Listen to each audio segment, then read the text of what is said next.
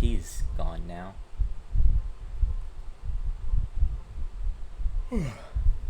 It's been nice and cloudy all day.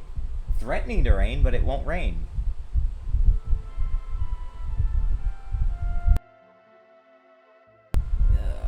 Where did I leave off? Hold on.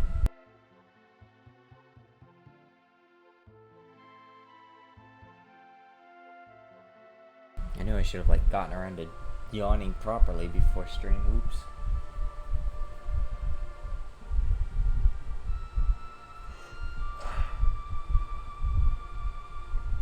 Okay, where was I?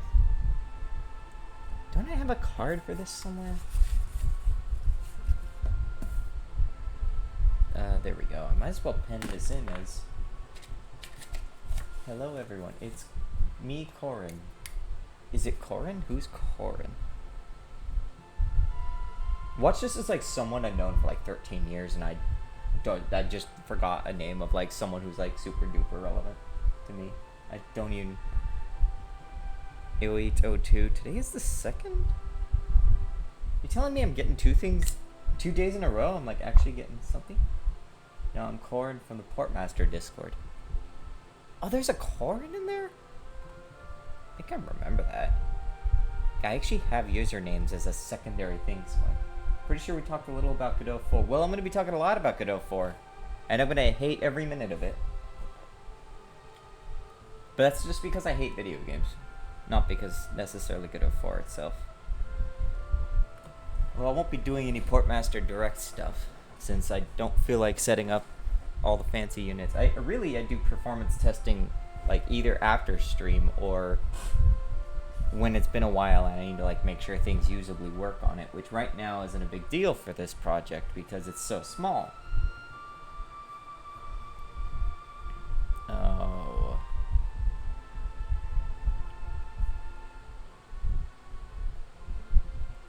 I'm also tired, but okay, where's the button that makes me move over to the dev thing? Yeah, there we go. Right.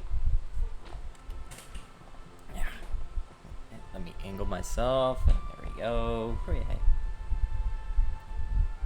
Right, so this is a funny little thing. I guess I should take a picture for Crash, because I don't think he'll be here. He might be too busy in hell. I present to you the one change I made off screen.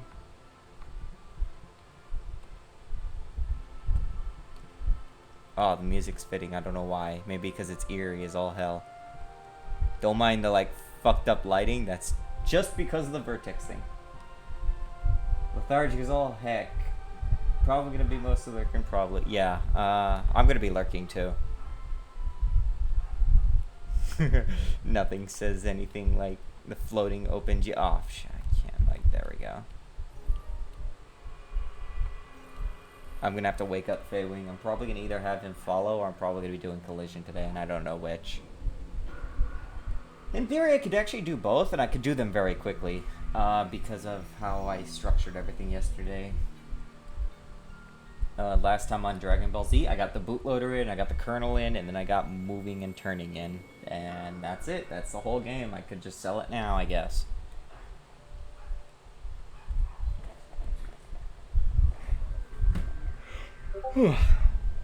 Oh, right, I guess, yeah, Crush.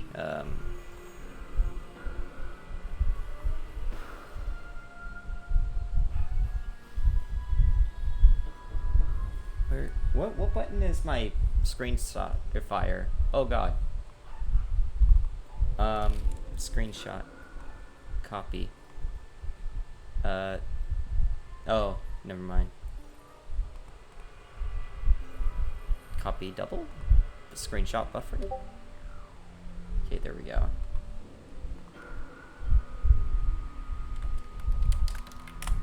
There we go. Anyways.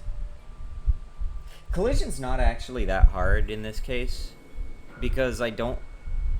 It's not free movement. I just need to, like, cast forward, and... Again, I basically am just redoing what I did with Crop and Claw 2's collision and tiling system. I'm just doing it in 3D and with a first-person camera. It's surprisingly close because of it, which is very convenient.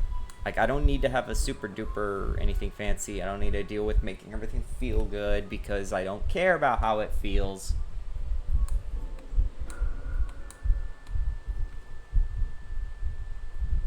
I don't know what is up with me today. Actually, I'm probably just recovering from yesterday. No time to recover, though. So a simple thing I could set up is I could probably just start by naming my layers. So, like, solid, interaction, interactable. I don't know what other collisions will be. You get like a whole, like, 4 bytes to decide what your collisions are.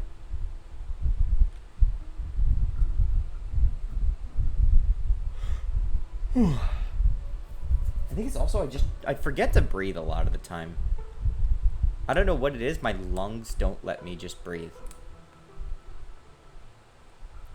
First off, I want to wake up Feywing though. You know what I need to do? I also need to like set up a proper Git repo eventually. I don't actually have a Git repo for this, so if I screw something up, I have to like manually revert it.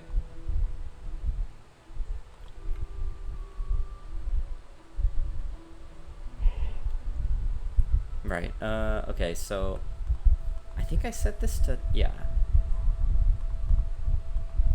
So this actually is pretty easy. If I wanted to do just simple, like, don't walk forward, dumbass, if, like, the thing in front of you is solid, I could literally just do some kind of cast.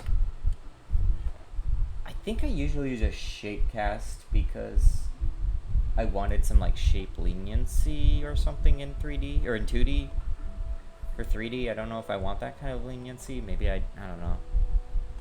Raycasts are fast. Do we get like a cube here? Okay, we do actually get a cube here. This will turn automatically when I turn, right? So basically I just have to scan it before I move.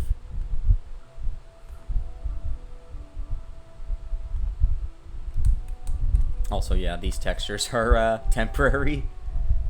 I was so confused because I think these tiles are from something else. And this must be some kind of modified wood texture. But these bricks are straight up from Alias 3. Like, that's the same place you get cobblestone. Like, the cobblestone texture that you see in, like, all those 90s games.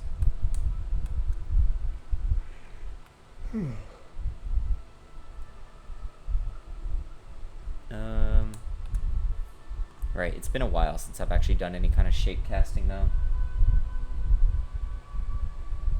Ooh.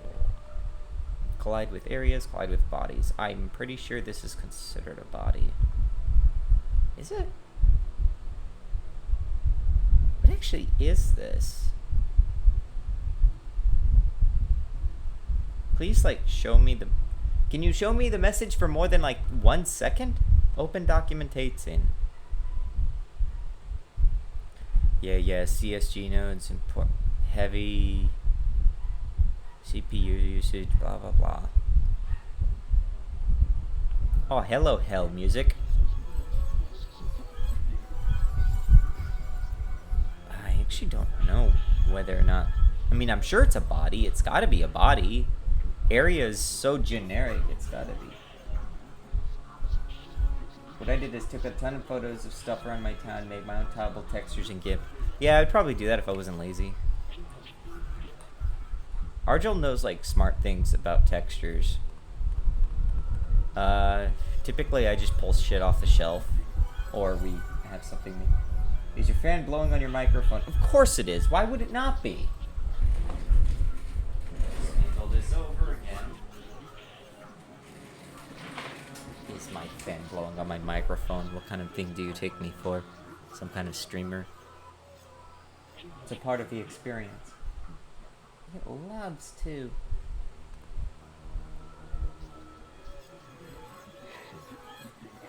There. Right, so this is very brain dead easy. It should be brain dead easy at least. Solid sensor. That's right, the way I did this was weird, and I actually do need to do some kind of casting, actually, because the whole point is I'm looking for walls. if I don't actually detect the wall, it's not going to see, Right. I have to, okay, I'm trying to remember how I do this. Do I have tile relativity yet? Is that like a thing I put in here yet? Get relative forward position might be... Oh, this is actually not even done. Oops. You know what? That's right. I scrapped that. Because I do all that logic elsewhere. Did I break anything? I need to make sure. Okay, all that works.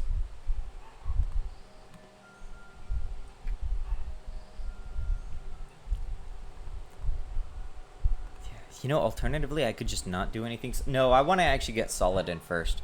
Because I was going to do Feywing first, but then I'm like, if I get the solid stuff working, then that's going to apply to anything. Cast detect hidden walls.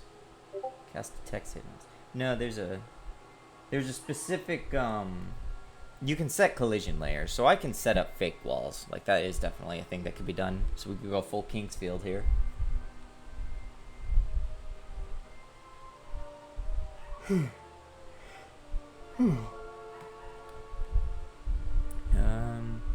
I'm gonna put everyone to sleep with this constant yawning I've been doing. Okay, let me refresh myself. Drop this to like 4. I don't need that many results. I need to like mute that before I go insane.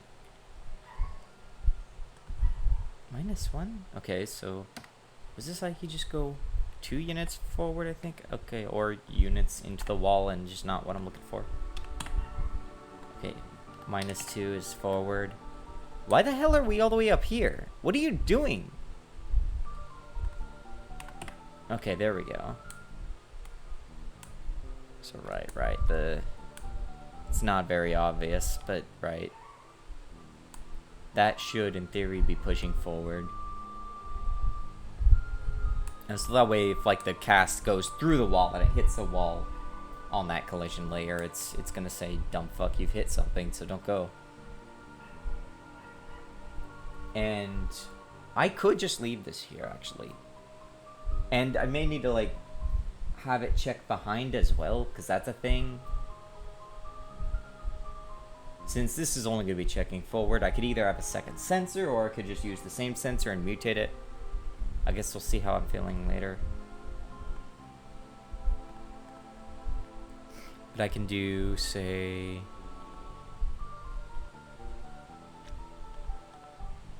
move up, and I'm going to like...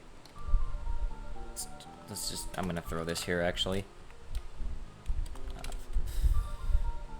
I need to... for the sake of my sanity, I'm going to just start with checking ahead with some dumb code just written directly in here. And, I guess I'll just have that ready to go at least. Because I'm probably going to possibly move this elsewhere. It depends. Sensor? Oh god, what am I doing? Shapecast. 3D. There we go. Now, it should only sense solids. I don't need to worry about interactables. I don't need to worry about anything like that. So this one I can probably just grab results. I should open up Crop and Claw's implementation very quickly because it's very much... Pretty sure 2D and 3D it's all the same shit. There's just some minor variations, like, I don't know, you have a third axis to deal with. Dynaleaf, Crop and Claw 2, Crop and Claw 2, modules, field.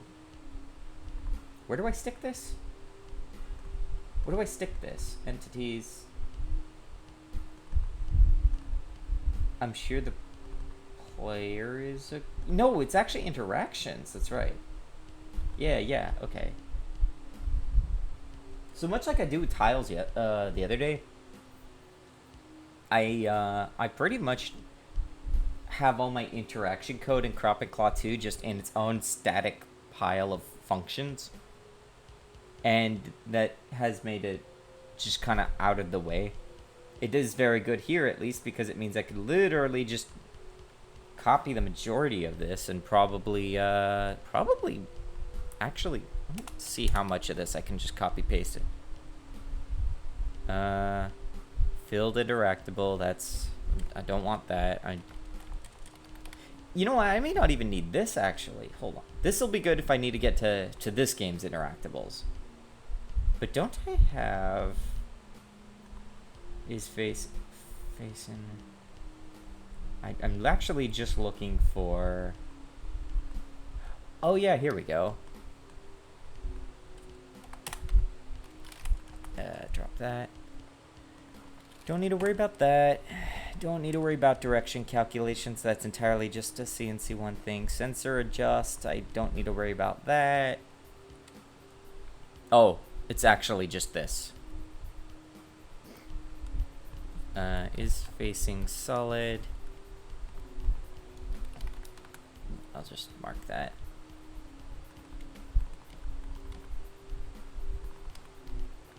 Don't need to worry about interactables. Documentation is for pussies. Check ahead. Don't need to worry about that.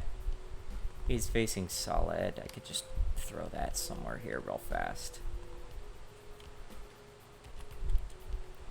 Lazy branch. Lazy reference. Just to make sure if we are facing a solid, fuck off. Alright, let's see how this works. That doesn't work. What are you talking about? It's like right here. What did I do? I'm too lazy to read my error messages, by the way.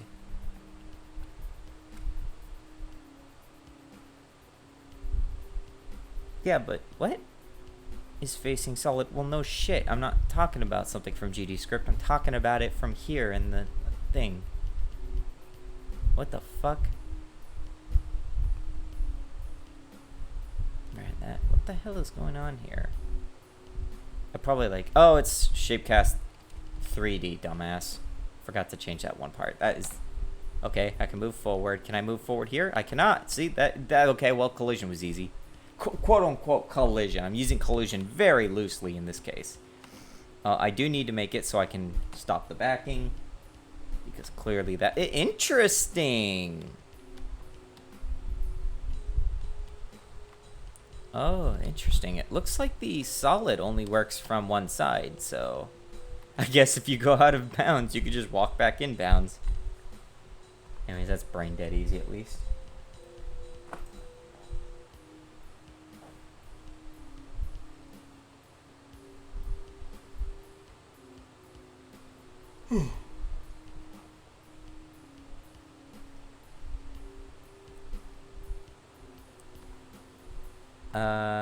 Okay. So yeah, I actually only needed that, and it's fine. I could deal with interactions later. If I wanted to, I could set up solid checking for back through. I could just be lazy and say front. I probably shouldn't. I'm gonna do that because I'm lazy.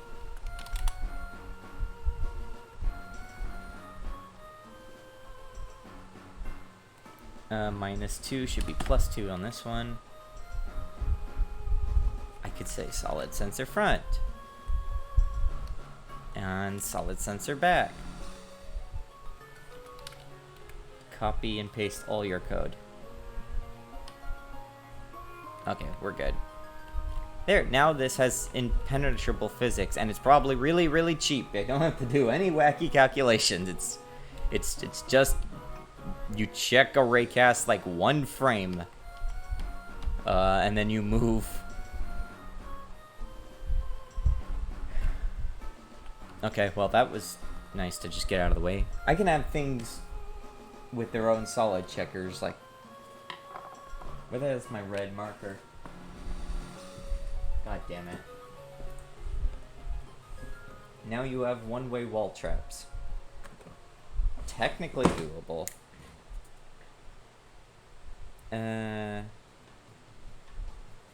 Entity casts one tile to indirect or solid check. Wall solid.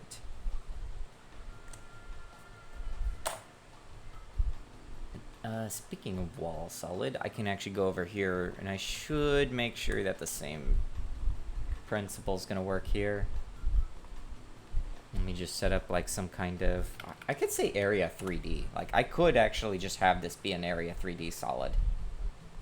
Which might sound insane, but that's also pretty much how Crop and Claw does it. Like it's all area checks. I don't need solid objects because I'm not doing anything fancy.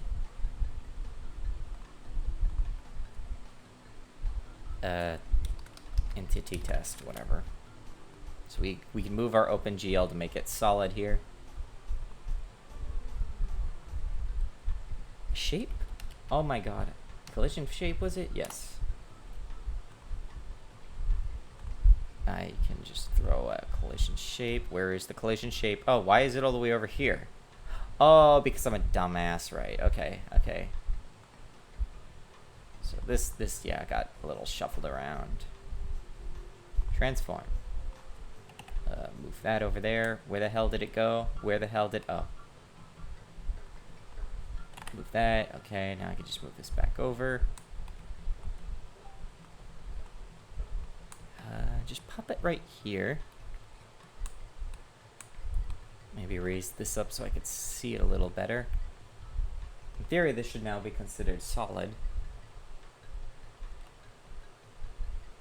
Okay, good. I can no longer go over there. There we go.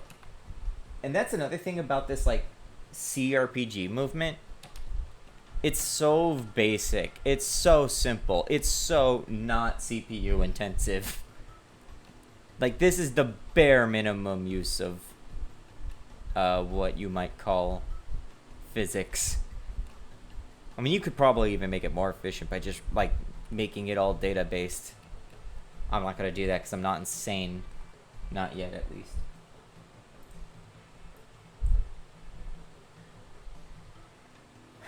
Oh, it turns out if I just lift my stomach up a bit, I can actually breathe. That's nice.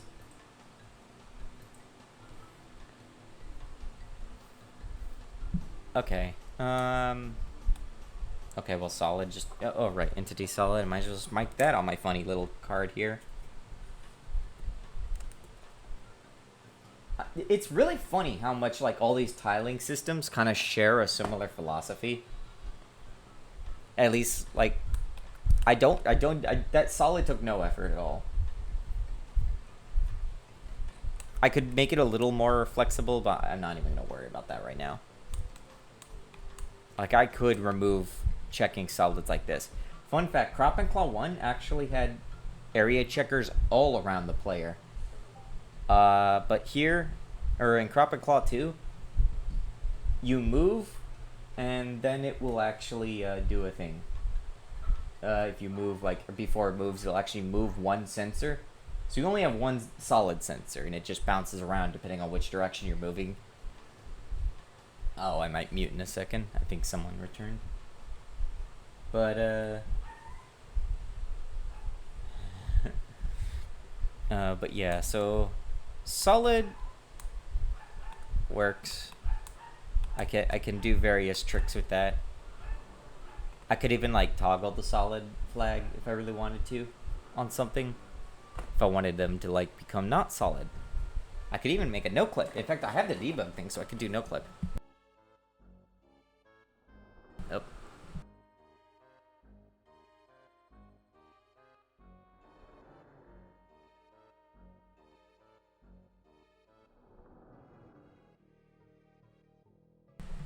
Here we go. So, like, is facing solid. I can actually check if, because I spent all that time yesterday, like, setting up for debug like this, I could just do, like, hey, am I in the debug mode?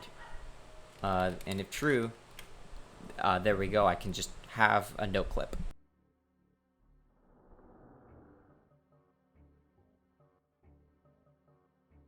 Or I'll screw up and be wrong.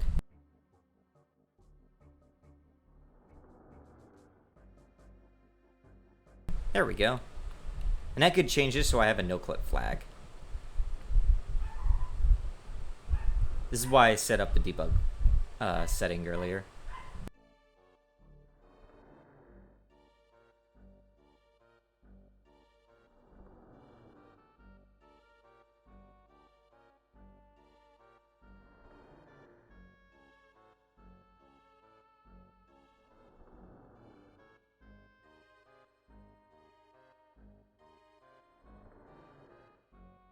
Oops, I messed that.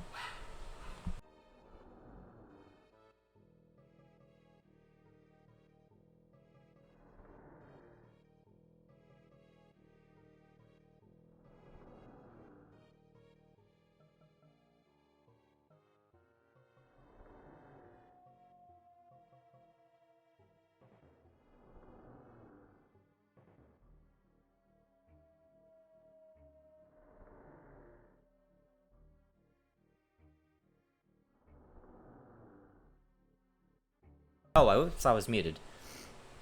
But yeah, there now I can flip debug on and off. Like I said, there's various reasons I might want to do stuff like, say, a no-clip flag.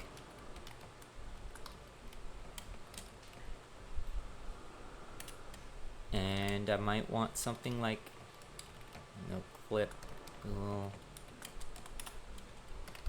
get, return, no-clip, and debug, and that way anytime I access noclip for checking if that's set up, then I can basically toggle noclip, and it will always work if noclip is true, but if and debug is true. Boing boing. Yeah, so I think that works all fine. Well, that went a little faster than I thought. Oops. I can't milk this content. I'm gonna leave noclip off, though. Later on, I could do a menu that allows me to change settings. Well, I guess that means I have to figure out Feywing now. Move him back a little so I can actually focus on him. Okay. So Feywing's probably gonna have some complex states. I just want him to do some very basic following now. And I want him to do some look-ats. Oh, I also want his head to look at the camera.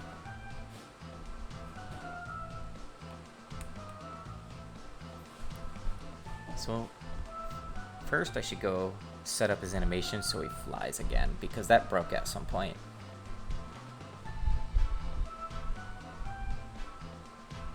Why is he at access at sleep? Access at fly, please. Okay, there we go. Hello! Now I'm the Feywing.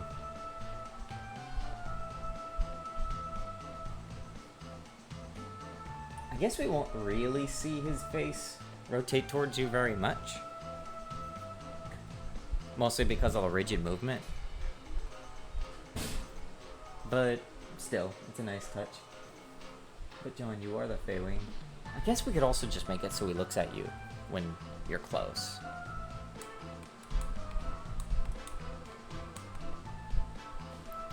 So, okay, we got the model. If I wanted to be funny, I can make him solid so he follows you, but also is solid so you can't go back. I'm not that cruel yet, though. So let's say... Let's just start by giving him a funny little Feywing script. Entity, I feel like in a horror game, has two different connotations. Creatures? I'm gonna go with creatures. Feywing is probably gonna be complex because I'm gonna have all sorts of wacky stuff, but a lot of his data is gonna be like data-sided. It's not gonna be physical, so.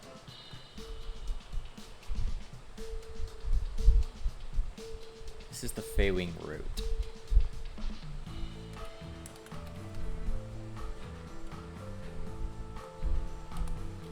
So I could class name Feywing route.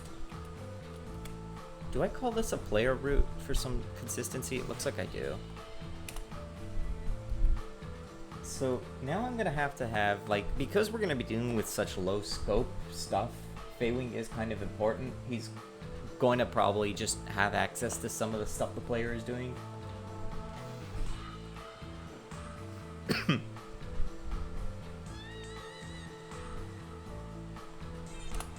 So I could...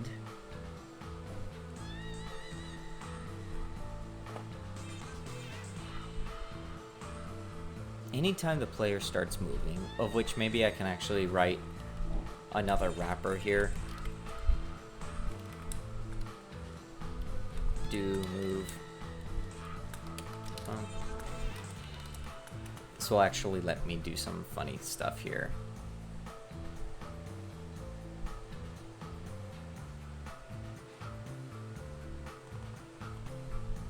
Do thing called, oh, I want to like split this into another line. Okay, so copy this over here. Right, this is a vector. Dir? I'm just gonna say dir. Not dir3 vector. I could say do move. And this is also gonna wrap and do thing. So we're gonna have wacky, like, multiple raptors. Multiple raptors? I mean multiple wrappers. We could cut this out to dir. The hell is this song? Oh, Shadow Temple, that's why I can't hear it. It's too evil.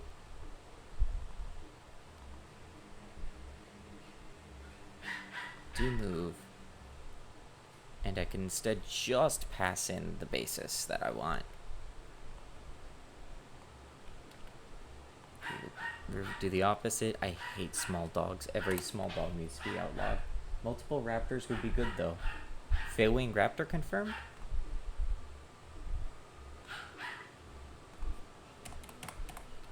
Okay, so do thing. What was I doing? There's a reason why I did this. All right, I remember now. Move start. We can emit. Move and we can emit. That'll just let me push up some callbacks in case I want something that actually responds to the player moving. It is actually a way I can have kind of the internal turn system working. This is not as complex as Crop and Claw's turn-based system, right? Like, I don't have... It operates very similarly more to Pokemon Mystery Dungeon. There's like an order to things. Player always moves first. The rest of the player's chain always moves first in their order. And then, like, there's an arbitrary, like, monster order.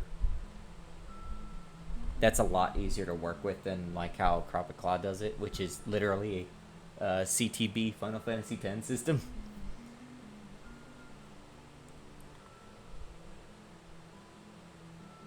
I think in theory this works. Oh, right, and I can also go over here, do move. I can check the solid sensor. Shape, cast, 3D. So I could just pass that in proxy too. So that way, that's just less boilerplate I have to deal with now. There. Now do move is just one thing. I'm calling a wait here. It's not a good... This is not the best practice. Like I said, I'm going to be reworking this later, but I just want to make sure things work. I've immediately broken something. Let me just move that so it's not an anonymous lambda. Expected 2 arguments. Right, I'm a dumbass. Solid sensor front. solid sensor back. Yeah.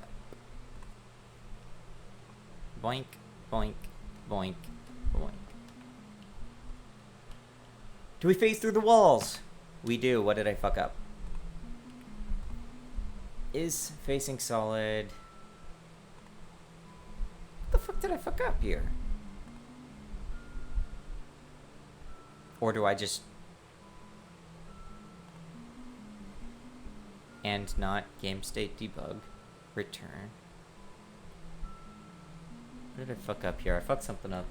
Someone's gonna die. It's a logic bug and I'm overlooking very dumb logic. Alright, I should... First of all, right, okay, I'm a dumbass. I know what I did. I set up that Noclip flag. I didn't refer to the new getter. Yeah, there we go.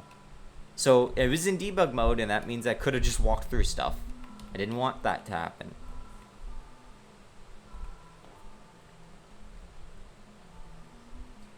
I find the OpenGL stuff to be funny too, because that's pretty much what we're stuck with on the retro gaming handhelds. We don't have Vulkan. Hi Zeph. We don't have Vulkan on the RG handheld, so we have to deal with OpenGL. That's why that's why I have this. I guess like that was OpenGL was like starting to get around at this point or something. Like in that 90s era, that probably would have been around when it was like kicking off.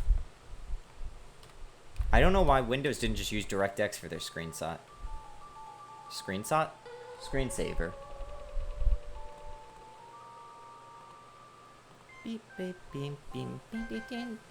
So okay, we got movement here. I've cut down some of that repetitiveness. Do thing, do move. Oh, whoops, I need to wrap this. Oh wait, no, never mind. The wrapping is done here. That's fine. That's fine. That's perfectly fine. Also, I know these are also awkward because if input is not disabled but it's not related to this, we're actually generating these lambdas and then doing nothing with them. That's another reason why I want to move that over later.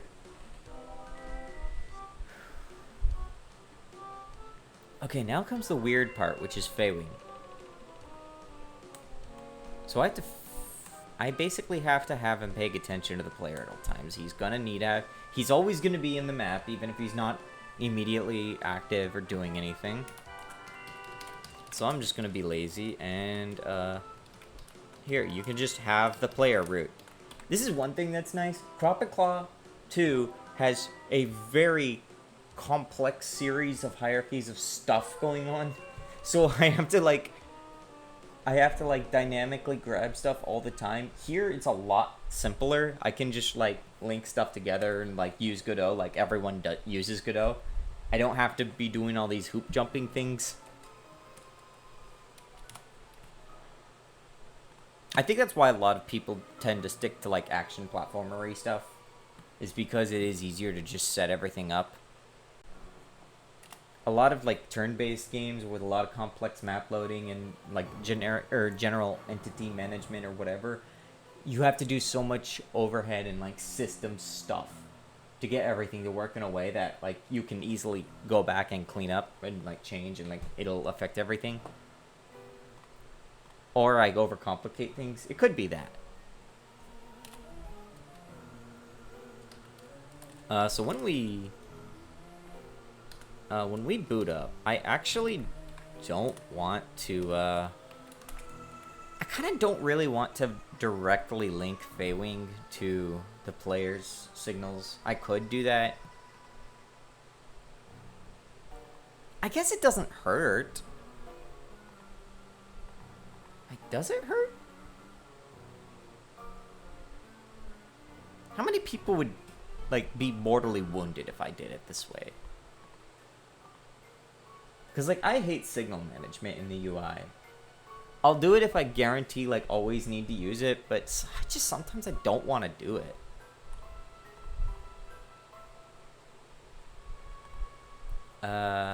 Right, another thing is we can't always guarantee, like, what the player is. Another thing to important, with Crop and Claw, like, we can't always know the player's location because maps are built independently from the field route. The field route knows what the player is, but because the player belongs on the field route. But the maps inside don't have any references or concepts of that, so they have to go up a hierarchy or access global stuff to get that. So that's one other reason why it's a little easier in here.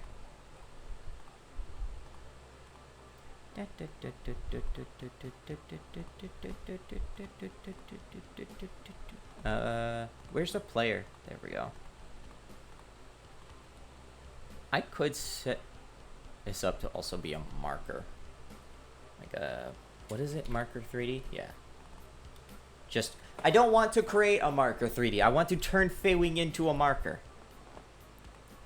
Change type marker. There we go. Okay. I just wanted that for consistency's sakes. I'll make custom icons and funny stuff later. If I ever do. I think Feywing actually had a custom, like there were custom node sprites and things used in Feywing, the original Feywing. It's just that I don't feel like recreating. I don't need spiral LOD. That's not a really thing. I don't need any shader stuff. Like Arjo wrote the shader that this is using right now. Thank God too. He wrote it quickly and it was good enough. And I was like, yeah, sure, this works. This is all actually just one shader rendering these 3 textures. Oh, he actually, it's good for debugging. There's a, how do I get to this material? I just shoved it here. And it even has like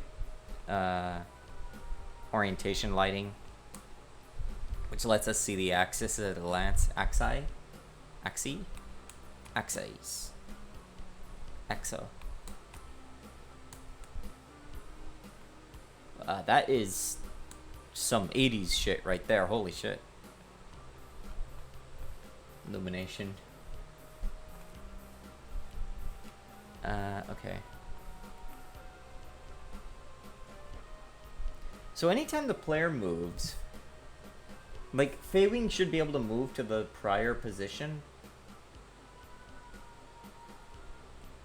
I guess I could broadcast.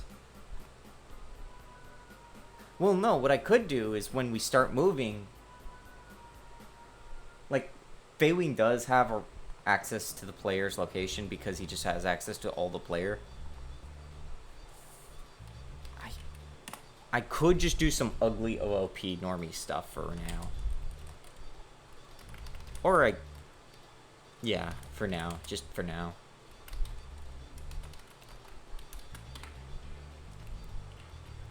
So like, we could just set this as global.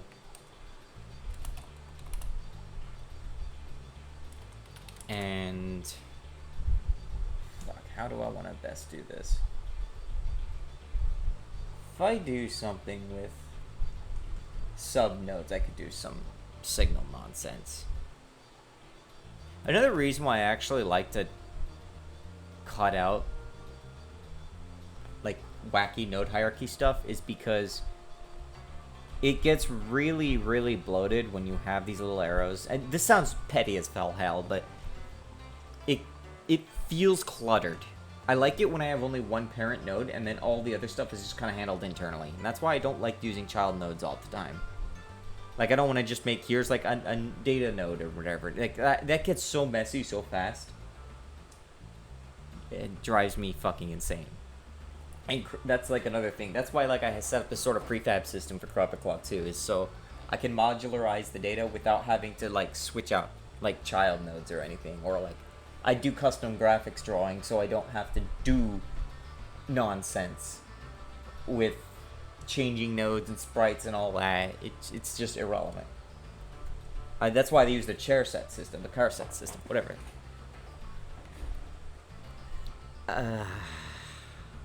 I'm just on player movement. Fuck it. I'm gonna change this stuff. I'm throwing it out later. I just want to see if I can get something mimicking what I want to do. I can cache that. And I could and then just like have Feywing start to move. And here's the fun thing. Game root, I have the command entity stuff. Because of how I wrote it, it's just a node 2D, right? Node 3D, right? So I have access to all of this. And it's the exact same way that the player moves. So I could say like, I don't know if move absolute does what I need. I could have like move to position where I have them face the general position that they're going to be moving towards and then start walking, or walking, quote unquote. Let's say like this one is, yeah, this is,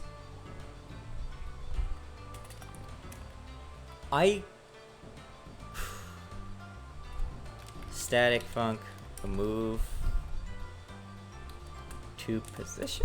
Do I want to do a position move?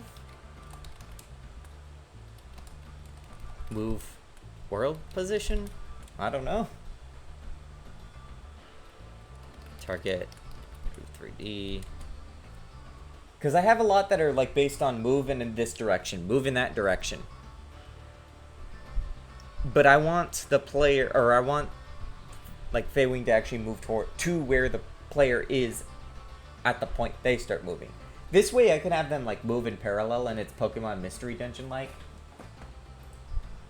If I really wanted to do it that way at least. And so this one I have to actually think for a moment, like how can I have it so they just snap and start moving straight there. So I could say like, just let's go with vector, whatever. This shouldn't really be that bad. Like really, this is not. I'm literally just gonna, again, be lazy and copy paste for now. Destination, we already know the destination. In fact, I could just straight up call this destination. And I could just omit this entirely. Yeah, I'm pretty sure I could literally just do that. I do need to make it so that move I could pass in speed. Right now it's just using a temporary one. World position, self, target. I don't even need, actually. So this isn't ideal. This means that Feywing can literally just like phase through walls if he's for whatever reason not behind you. Like he's in a different room or whatever, but I don't care right now. But see, I can package this up as the move command. I can bind that to a callable. So now all that's just kind of combined together.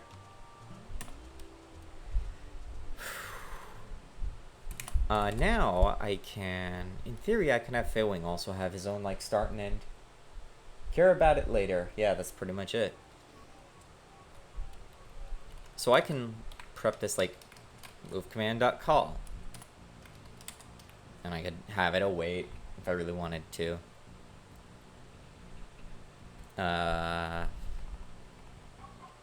In theory, this means that he should just like move to my position as I start to move, so that it should have this implication that he's following me. Not perfectly, but enough. It's not going to be like a full star. You're not, why are you not doing it? Oh, right, because I didn't actually link up him. Right. I know what I'm doing. I've only been doing this for like 5,000 years. First off, on player movement, let's just grab that. I'm going to work with that later and make it better. Player, move start, connect, Feywing. Where's Feywing? There's Feywing on player movement, linked up, and if this doesn't work, someone is actually going to get fired. Like, they're literally on the chopping block. Who's going to get fired today? No, please select the little guy. Thank you. I'd like to combine all that, but I can't right now, so... What? Why are we moving no. Okay, there. So I want him to be 2 spots away from me. And there we go. He is following me like a creeper. He is also not rotating to face me yet, so I do need to get around to that.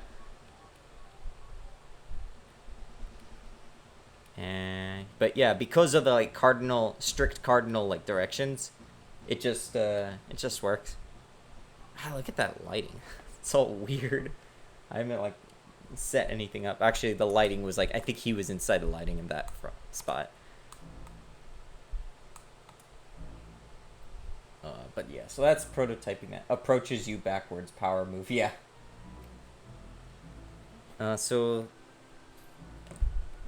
do I have facing as a... Aw. Deny movement collider. Also, another thing is I'm gonna have to clean it up so I can do this.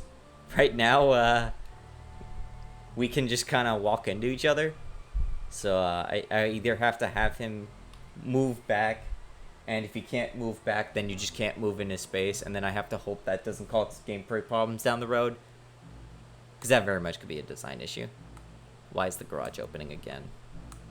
Stop opening the garage, people. I don't want people coming in constantly.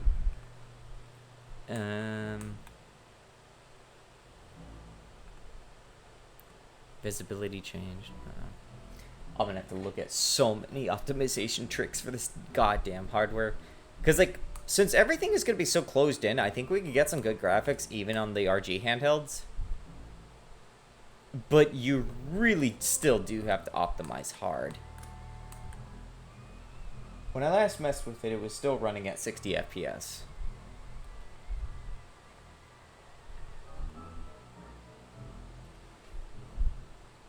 Let's see. I could have the facing correction.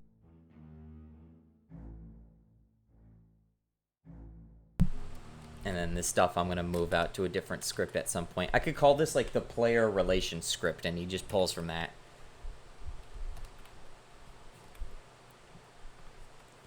Like, actually, why don't I just do that right now?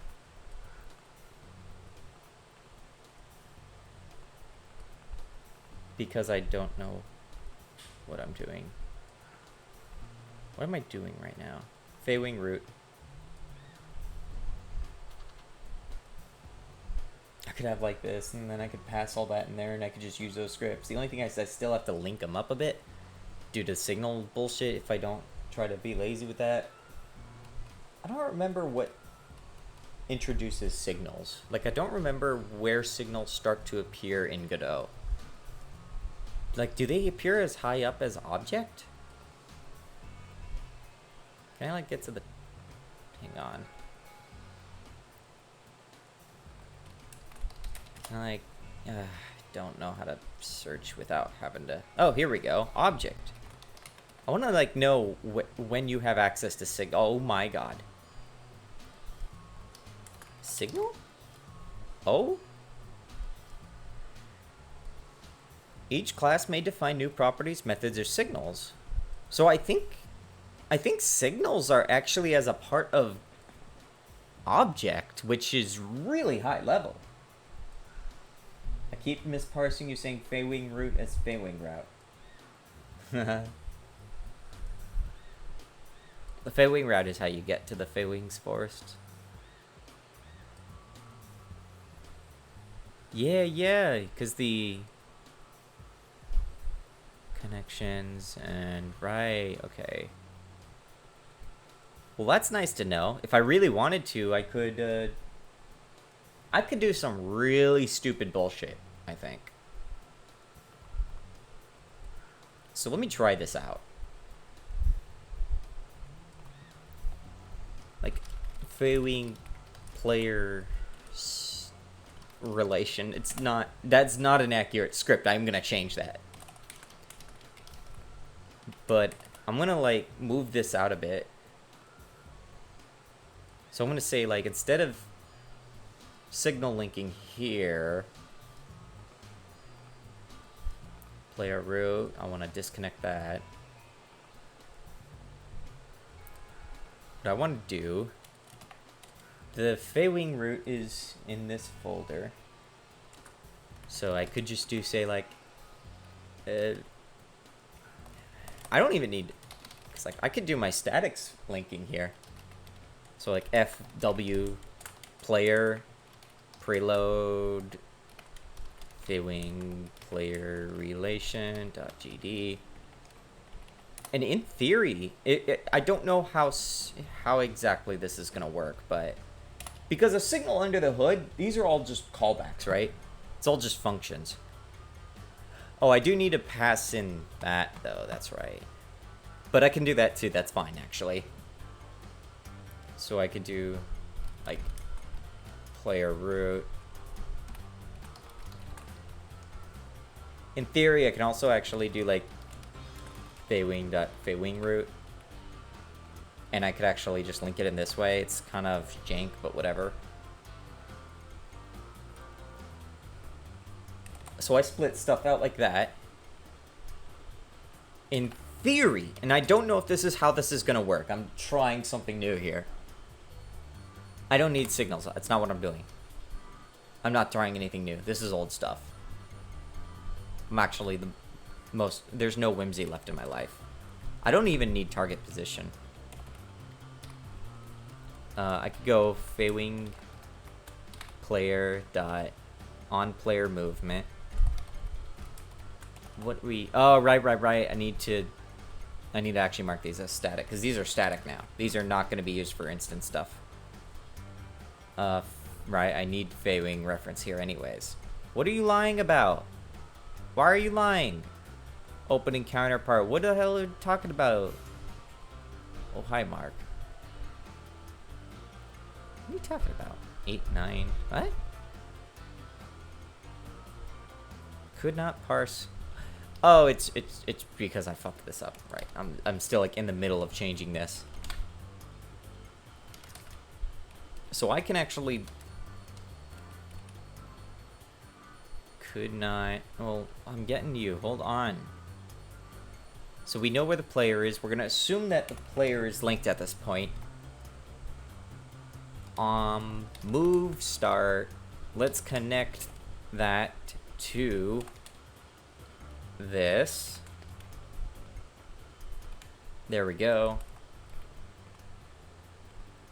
And that's, okay, that circular resolution. Thank you for fixing that back in like 3.0 or whatever. There was a point the circular there was a point that like circular resolution logic, whatever the hell you want to call it, like dependencies, just made GDScript completely unusable. It was so bad.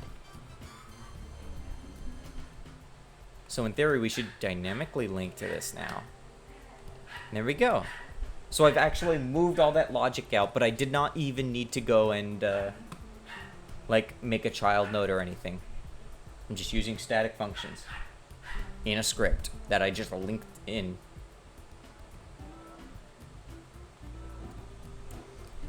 But here's the fun thing. So here I do like const FW player and I preload it. But you can actually do something like, you can like actually modularize behavior. This is not as type safe because you have to type it as a GDScript, but you can do like export var to whatever kind of script, and here it goes, it appears right here. And I can actually drag and drop in Feywing player resolution, revelation, something broke in the kitchen just now.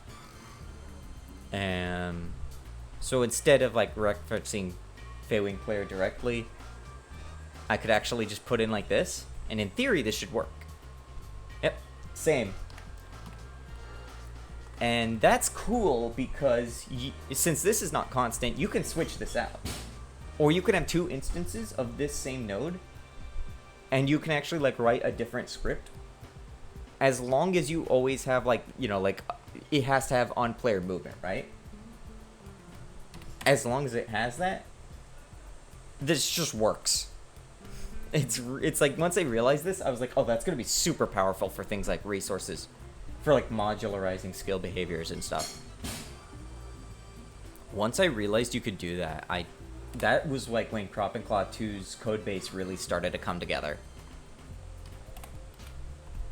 So yeah, not only can you set up a command system, but you can also modularize commands and like change the behavior of the scripts by just having like multiple. That's how I split up GDScript functionality. And once you get that working, it's so cool. It makes you feel like one intelligent strong.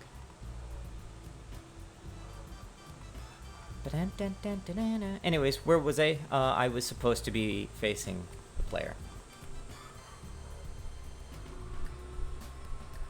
And this is also nice because this is, I was saying, is like, how am I going to do input? Well, I can do input that way. I can, if I wanted to, I could, in theory, like, script something out and just take away control from the player by just turning that script off or setting it to null and just having a handler for that. Or just, I could do weird things like that. It's possible to do normally in Godot. It's just annoying. But this is like a sneaky trick. I don't even know if you're supposed to do it. Like, I'm pretty sure I've had people who work on the Godot engine like, yeah, you're not really supposed to export GDScript. I don't know anyone who really does that. I'm sure people do it. There's no way I'm the only one who's like actually doing this. But if I am, then here, you heard it here. I'm actually a genius. I hope I'm a genius. I hope everyone else is dumber than me.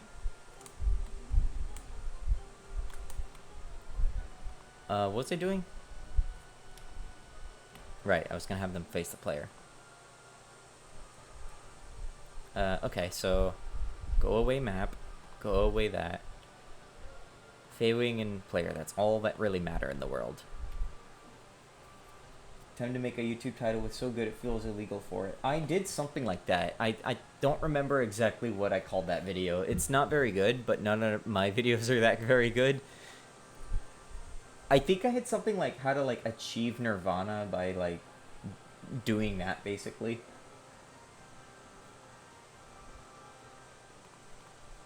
Or like solving world peace or something like that. Anyways, it does mean I have to programmatically link this and unlink it, but still, I don't care. If you wanted to do it in the inspector, yeah, you still need nodes, or you need to like set that stuff up, but if I can avoid it, I'm happy to avoid it. I would rather avoid it if I can.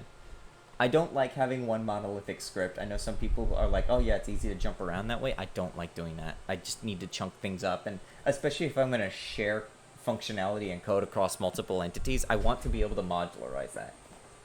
And when you can just do like wacky const namespacing and you can just link scripts in externally and like modularize all that. Fun fact, you can even like, if you really wanted to doing this, where is this? Similar to how you can like set up an arbitrary node with a script, you can do, oh right, I already, you can basically just create a new GDScript that's inline for exported, you know, like export var blah. GDScript,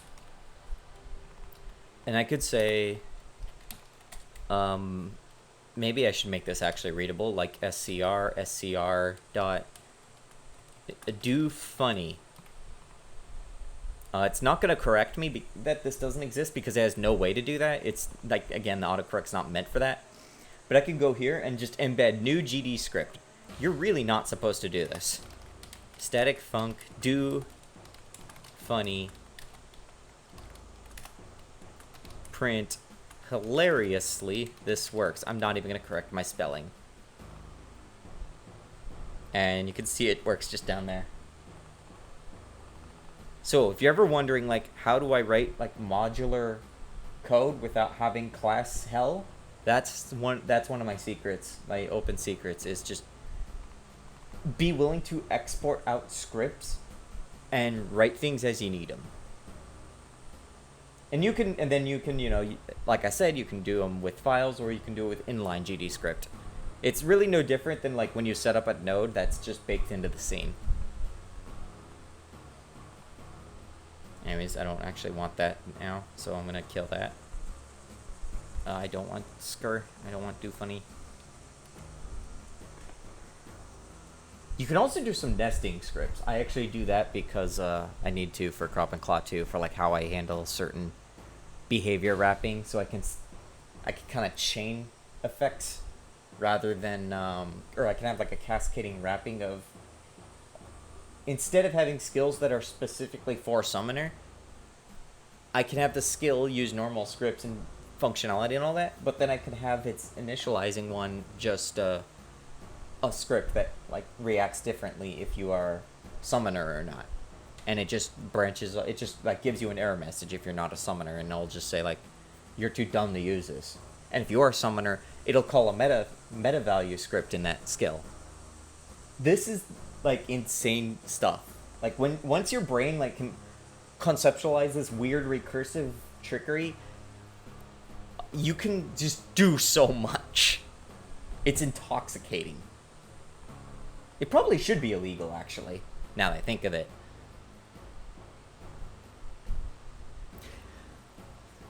Anyways, funk, exit tree.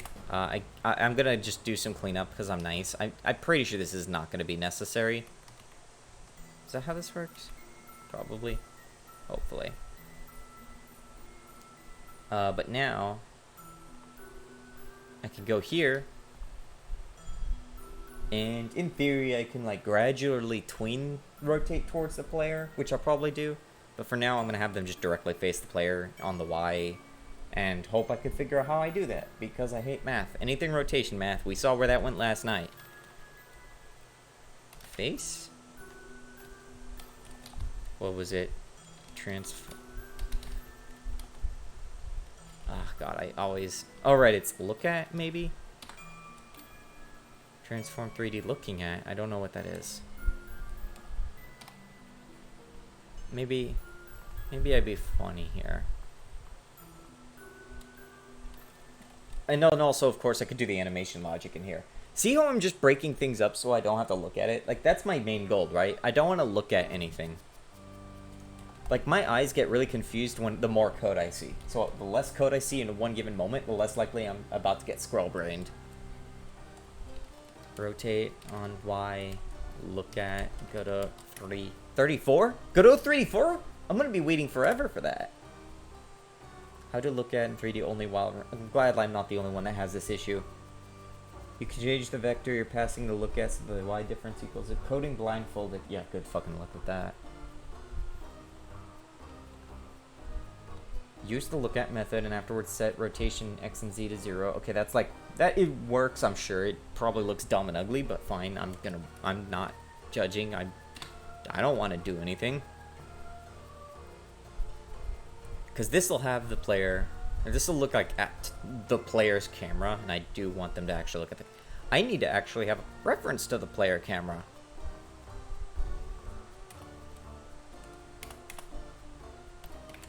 I'm just going to unready it, actually.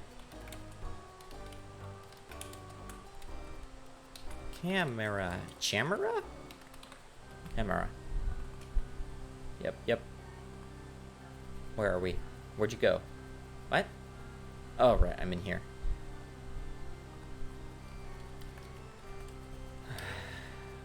Player root. Because that's just what we have to deal with. Camera. You can see this is like where you really start to see OOP suck. You just start getting all these hierarchies. This is like stuff I get nervous when I start doing. When you see me like going like 1, 2, 3, that's me being lazy with code. Like that's where I'm most likely to have bugs and shit come up, because I might refer to something that's null and I'm too lazy to null check or something. When we get null coalescence in later version of Godot or whatever, I know they're talking about it. That's gonna help so much. Vector 3 to up. Use model front. I don't know what that means in this case. I'm gonna just leave that for now. What? Oh. Globe posts. Huh? What do you mean? What? What is the camera? What? Are we not auto typing it? Camera? Camera 3D? Hello? What are we doing here?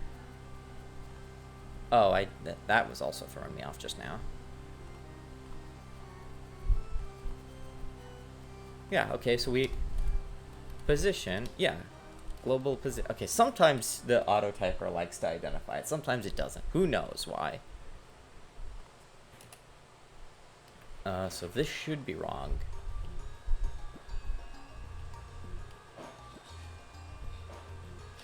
This isn't doing anything at all. Why? Oh, maybe because I'm not doing anything? That would explain it. I'm gonna have it face after the movement, I know it should be before, but whoops. Boink, boink. What are we doing here? Okay, I need to reverse that, I guess. True? I think maybe that's like for if you have... What the fuck?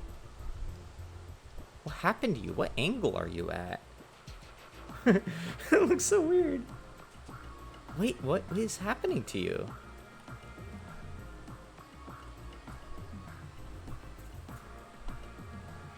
Okay, I don't know. Maybe there's some like weird angling that's going on. Oh, you know what it is? The Feywing root is getting rotated. That's what's happening. Okay. This is, yeah, so rotation degrees dot x equals 0, and then can I just do that with z as well? I'm sophisticated. I say z now. Be cool if this works. Almost worked. Okay, actually, if I just reverse this.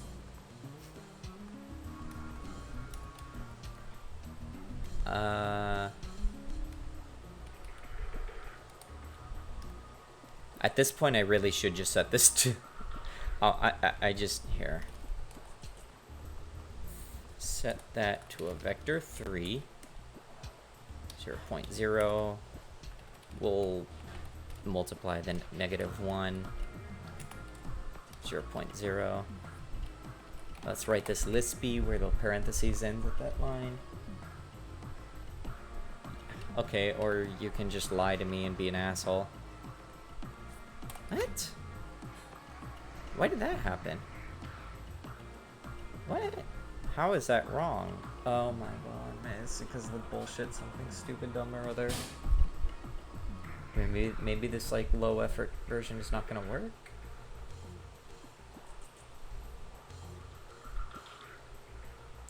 No, I'm just like looking at a... Look at point in the same height, prevent bridge rotate. I don't want to... Maybe for now I don't rely on the camera. Wait, I was never gonna rely on the camera. I wanted all these, like, central points. What am I doing with my life?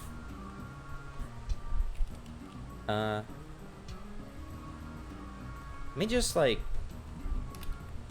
Because, like, I'm not dealing with depth right now. Okay, I still have to deal with that, though. That's bullshit.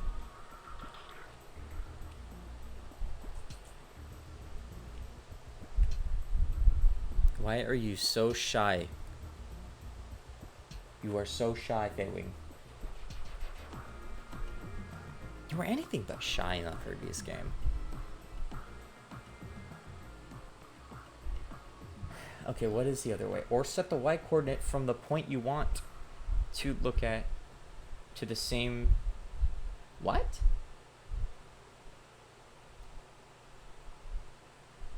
Interest. Hold on. Can I do that? Could I do that? Oh, okay, I think... Right. Right, okay, I think I understand now.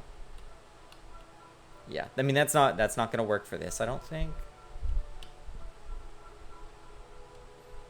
Because, like, this is a hack. I know what's wrong with it. I know how it's not gonna work with that. Pulling Feywing from behind. I'm gonna leave this at this for now. What I do need to do, however, is I do need to tween that. So I could do those, like... I should have... I need to set up a... Was it entity move? Yeah, entity move command. I need to have... So I've got the turn here. But I can have them turn to face a certain direction. Or like turn it to face a certain tile. I'm gonna have to do math later.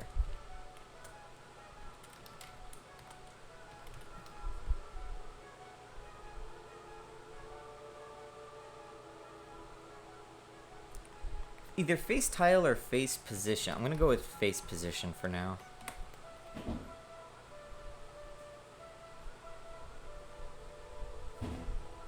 I hate video games so much.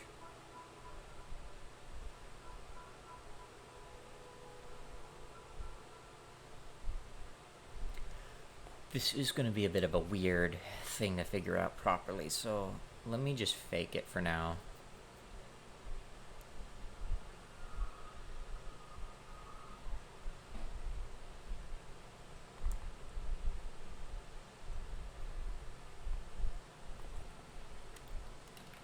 Target position.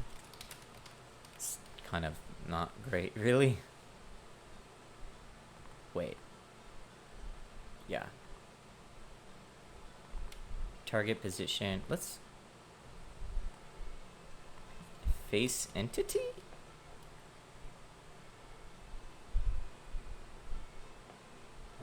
Could I do something like that?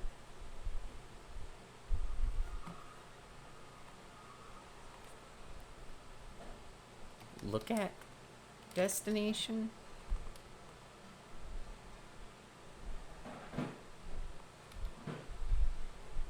I hate math. Maybe I'll just like table this out.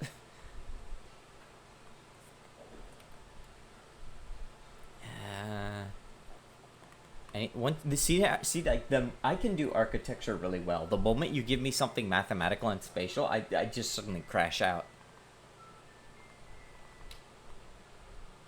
Hate math so much. Who made this shit?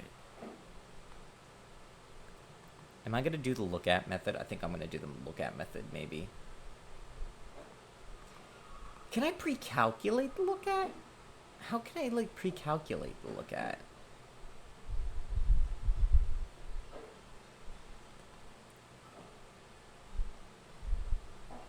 Looking at and look at in 3D. Okay, so here's an issue that was opened up in 3.0 master build. I think this is old.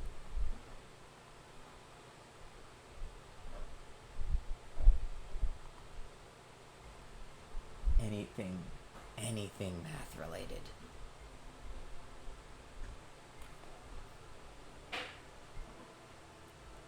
I'm like skimming through. Look at minus camera. Okay, so that's if I want to look at the camera direction. I always get that messed up. That's always nice to know.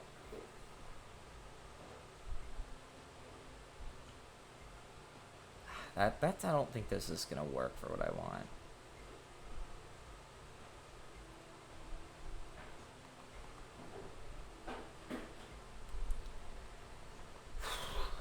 Luckily, everyone has the same exact question that I do.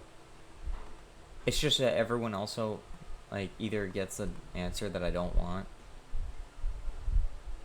or they don't get an answer, or turn to, okay, let me see how this works.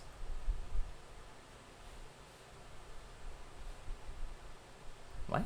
Set look at? Interesting, okay. It would be nice to have a vector 3 function that rotates it towards another vector 3. Read this, we have look at the most basic 3D node spatial. This is back when it was called spatial. Like, this is look at though again. I don't want look at. Don't show me math. Once you show me math, you're going to jail.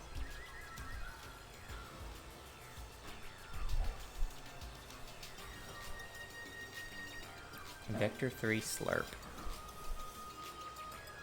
I just want to do some tweening. I just want like basic tweening game. I just want some basic tweening, please. What can I do to just make this a simple tween? I don't want effort. So it's fitting that the hell music is playing because this is hell.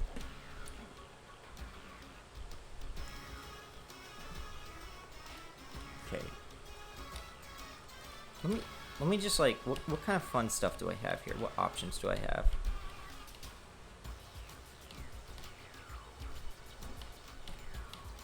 I can expect everything to be roughly cardinal. If I do that, maybe I could do a dot matrix thing. It's been a while since I've done like vector 3 dot. Well, that doesn't help.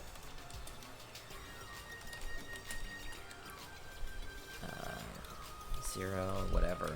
Dot. Do I have a dot? Right. So I could do a thing where it's like,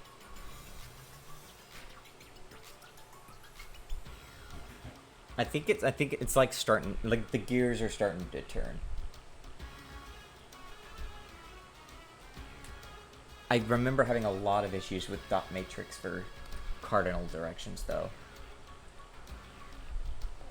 because it's like a vector 2 and not a float, and I think dot is related to float stuff. Yeah, it returns a float. So something could screw up with this if I'm not careful, or I might have to use 2 dots, and I might have to actually look at like Crop and Clock 2's 3D prototype demo to figure it all out, because that was how I did like the Doom billboard rotation effects. Oh, I hate this. I hate this so much. Like, target, global position, dot to look at, destination, and let's just make this a... I'm just gonna make this 3, and I'll probably rename these later. Can I like see what this is gonna be? Print dot. Let's just do that. Might as well remind myself it's a float at least. Print dot. And this is gonna be wrong, but I'm going to do that to be funny. Face entity, I guess it's not an entity now.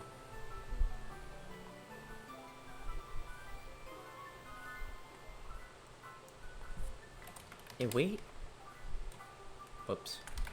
Game root, CMD entity, move. I'm gonna have to change all that too when I finally move this to where it's supposed to go. Face entity, Feywing to the player direction. In fact, maybe I shouldn't even. I know this is gonna like chunk it up a bit because now we're gonna be moving and then rotating, but that's fine. That actually helps me see the steps a little easier, so that's actually not a bad thing.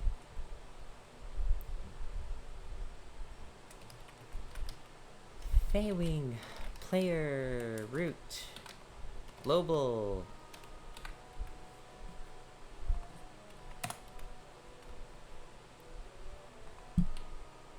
Okay, so I know this is going to be wrong. I just wanted to make it so I can get to the dot. That is so weird. Why are you just slightly rotating more? What are you doing that for? Oh, that's so weird. Oh, maybe... What am I passing in here? No, yeah. Target, global position, dot, destination. So yeah, that's positions, right? Yeah, these are both positions I'm sending in.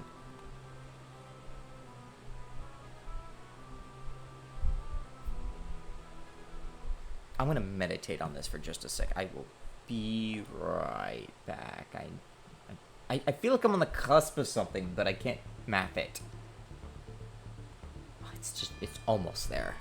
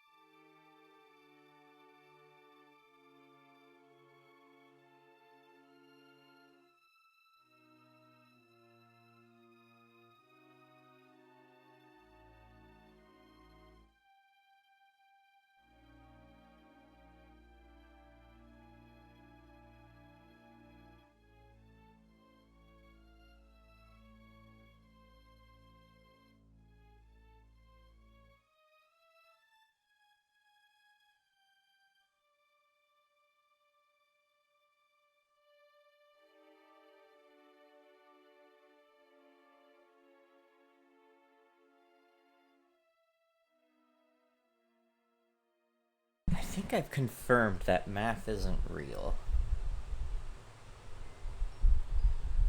I think I got a little more breath in me at least, or some air or something. I don't get a lot of oxygen in my brain, so it all melts together.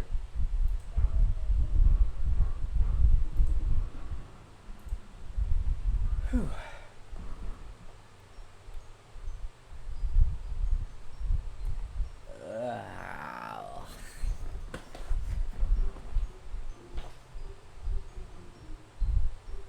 Okay, where was I? I could make it where I just face the tile. Like, cardinally, I can face the tile. I'm trying to think of how. I could literally just, like, make a table. These directions correspond to this. I kind of don't want to do that because I'm lazy and I don't want to deal with that.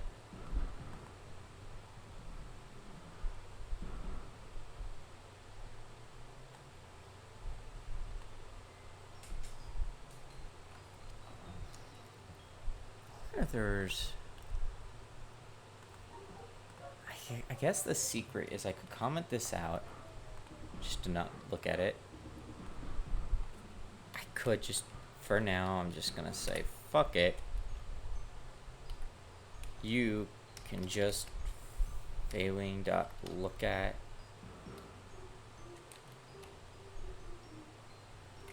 from position. I wonder. I'm just gonna go with look at for now. Because I don't want to deal with this right now. Player root. Vector up. Let's just do that for now.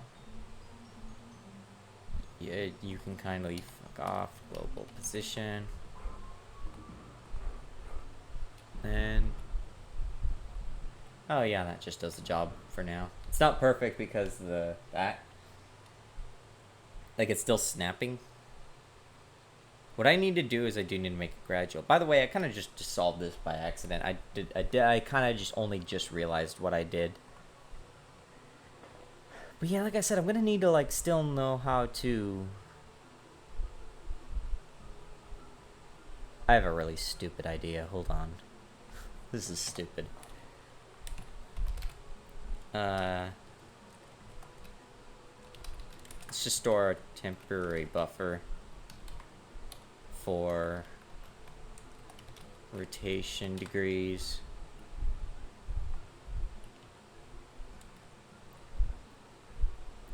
Okay. And then we... This is so stupid. This is so stupid. Oh, this is... Destination rotation. This is absolutely offensive. I'm committing crimes of computer science. Feywing.rotation degrees. Now we return back to our buffer. Oops. And then let's just rip out this tween code real fast.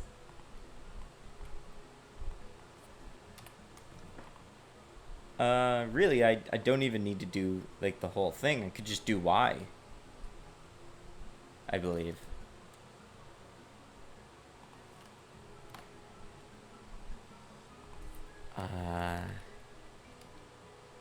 What's going on with my... What the fuck? Oh, I haven't, like, changed out the batteries of my keyboard. I just realized.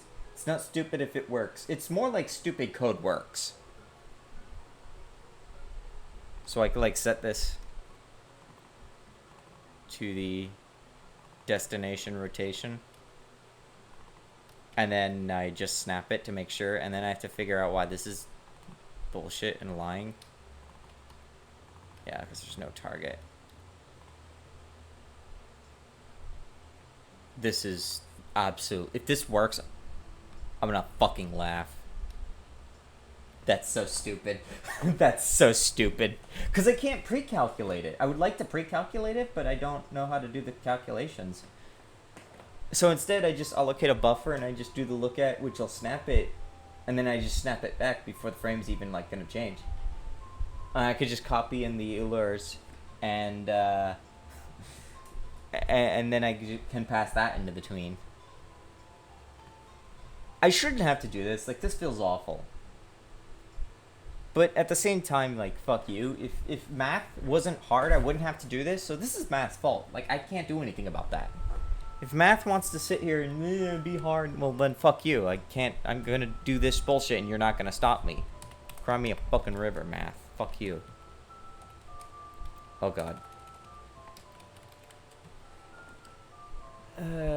Copy this. Yeah, I only need the Y, so...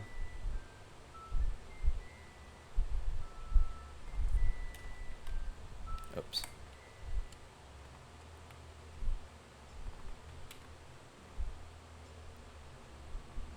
Yeah, I need both of these, right? Where does the R buffer get used again? Right, the R buffer is to restore it, because I need to store that here. And then we rotate, yeah.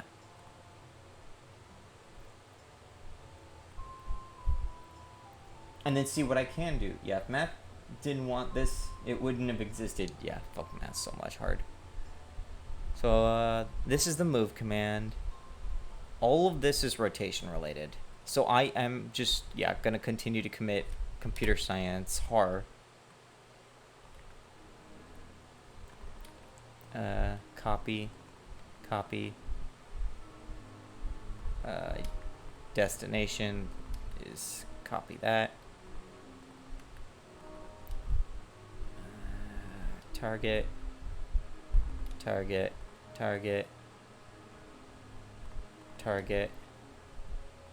Face entity. I need to change that to face direction.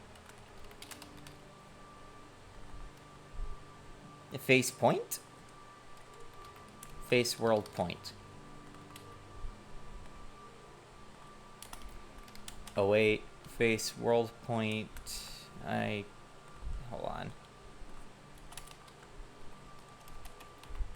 Const move. Here, just to kind of shorten that out. Face world point. Feywing player root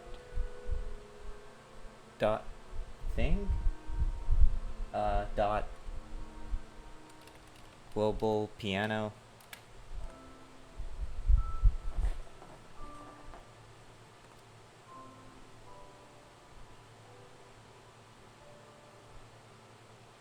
In theory, that should work.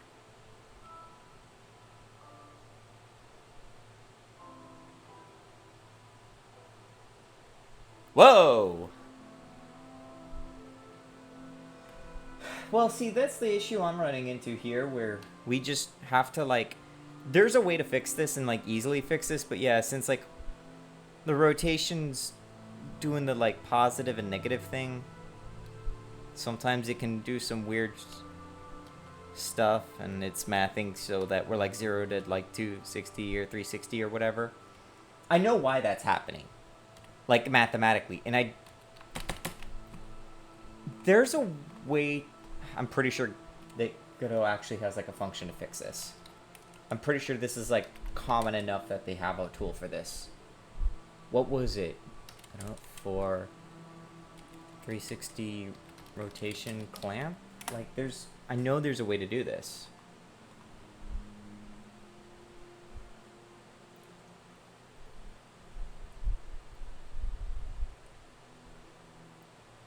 Oh, here you go. Here's, like, a bunch of lines. No, I'm pretty sure there's, like, a way that...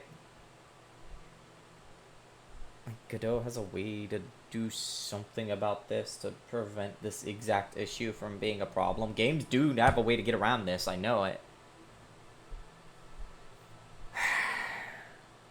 I mean, I'm not that worried about it right now. I mean, again, it's math's fault.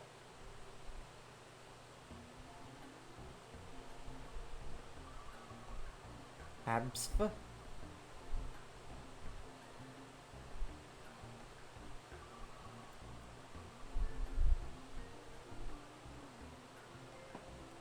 Apparently it's something to do with trigonometry, because, you know, trigonometry is wrong. F plus mod. Looks like F plus mod is what I'm looking for.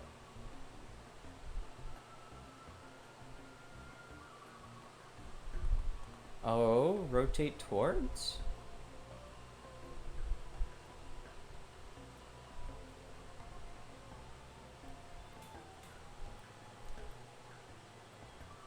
That almost works.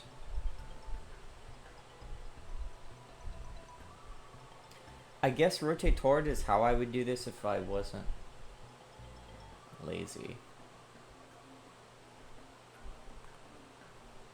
Angle difference? What's angle difference?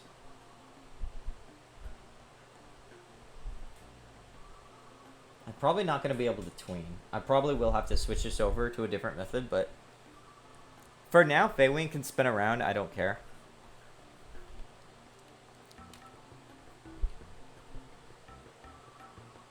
That's fine. I don't care.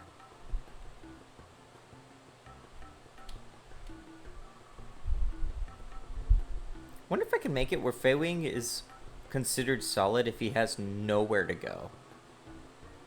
Like, maybe I could toggle his solid flag based on if his sides or forward or whatever just don't have the ability to move. I could see that being a thing. Boing, boing, boing. Okay.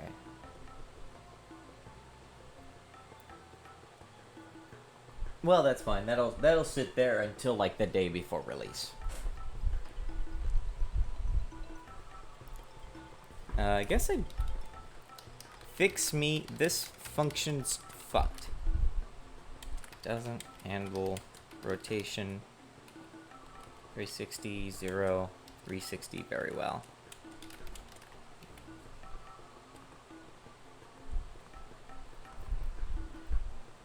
Okay.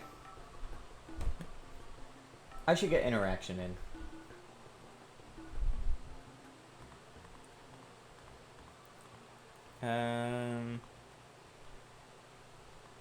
I could move these up a bit. Oh, I think that the player does need to also be an area. Because area, obviously, the player's got to be an interactable. Player can be interacted with by other things, unfortunately.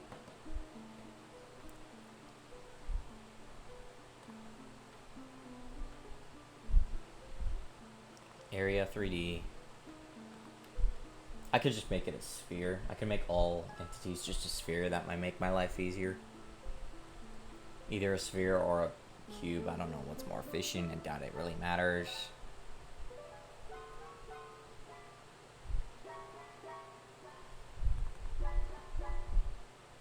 Area. Okay, I do have to change these. Area 3D. It's typically how these things kind of tend to go. Is like I end up turning the base objects, or like the base entity from whatever to like an area. Since they're the colliders, I want them to be the root. It's just the easiest way to talk to it in a way.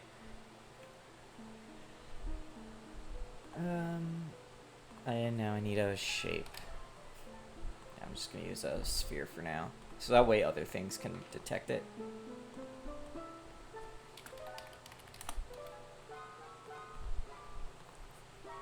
But I also want to like chunk these up so that let's have all the sensors just packed away in here. I guess a player would be considered solid, so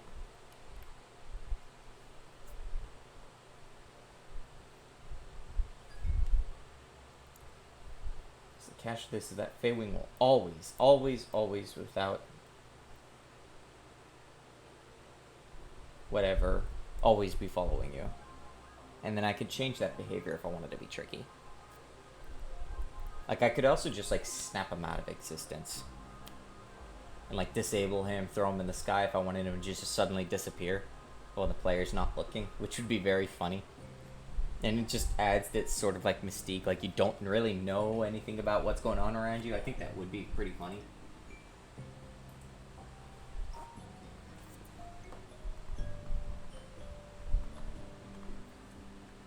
Interact sensor. So much like solid sensor, the interaction sensor is just a thing that sticks out from the player. And this is also going to kind of resemble how I do crop and claw interactions.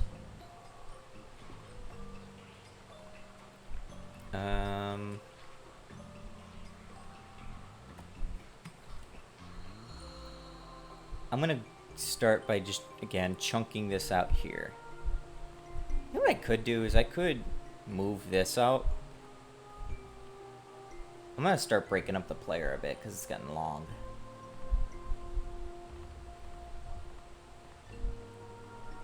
So I could say player input. Ref counted. Kill this. And all this, I'm gonna have an asterisk here at in my brain.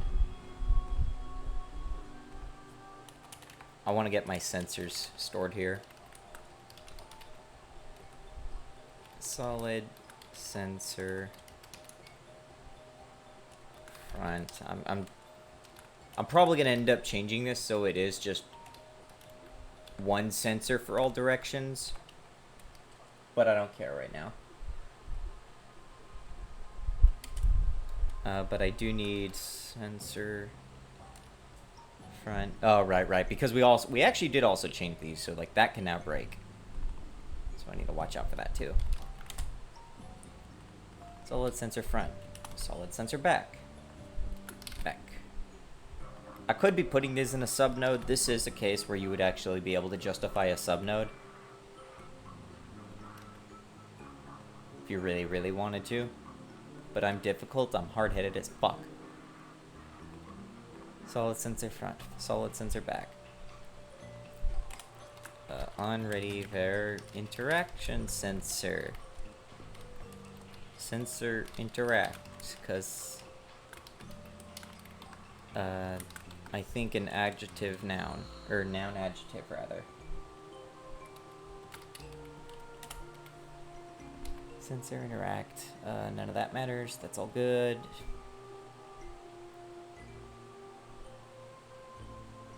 Well, now that I moved these, okay. So all this, I'm gonna throw out here.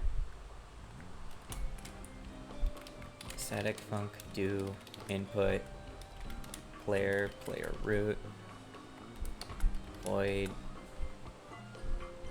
and now I have to set all this up. I can take this out too. This can also just go here, but I still need to change like self to player. And I need to start moving these so that they're referring to the instance. So like there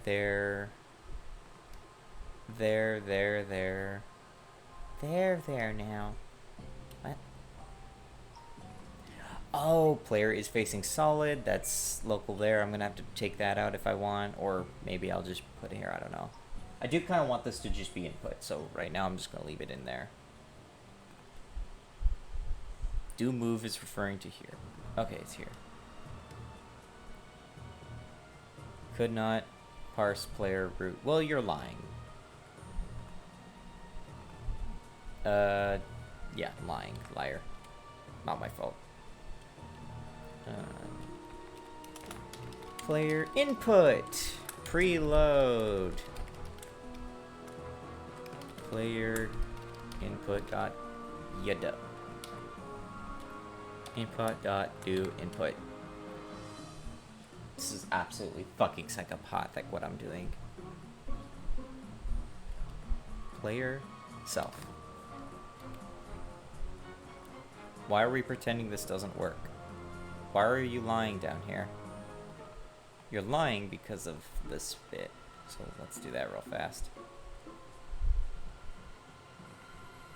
In theory, I could just basis this, because like I see this going past the 80 thing mark, and I hate that. I'll just drop the arguments here. There we go.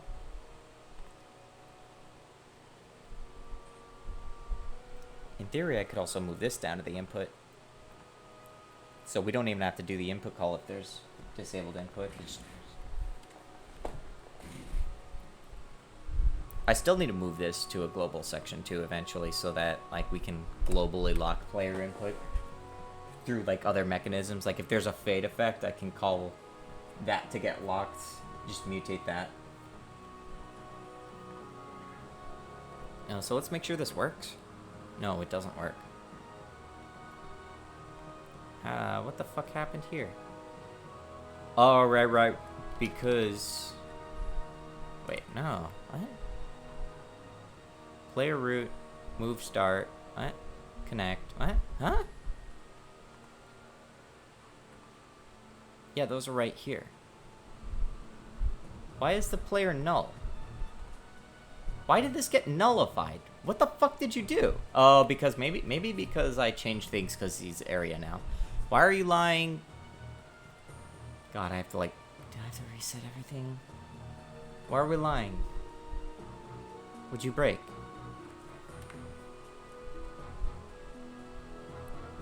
Solid sensor. You know what the solid sensors are. Do move. Solid sensor.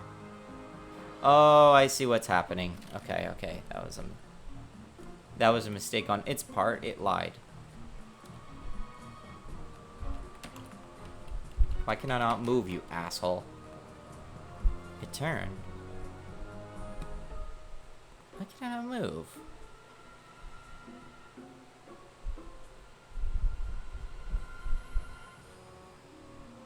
I know we can run this.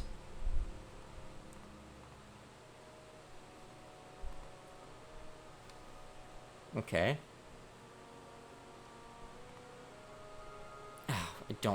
I do not like these embedded. Okay, so this for some reason broke. Do move. Can I check if are we literally just pretending that up is not getting called? No, we are actually going in here. Oh, I think the sensors are detecting the... Well, that's not supposed to happen. Solid sensor front. You're not supposed to... You have exclude parent. Didn't this, like, do up more? Why are you lying? You didn't do this before. You're lying now. Fine, we'll just clutter this shit up just to make sure that's what's going on. Yeah, yep, uh-huh. Go away. God, what the fuck? Oh, okay, now we got something else breaking. Why are we breaking? The hell are you breaking here? Force cage... What are you talking about, null value? I defined that! It's right here. We on-ready it. Solid sensor front, right? Hello? Solid sensor front. What is the... Oh, right, because I moved out of the hierarchy again, so... I'm not actually a fan of on-ready sometimes. I really should just, like, export these. Export group. Components, whatever. Here. Export.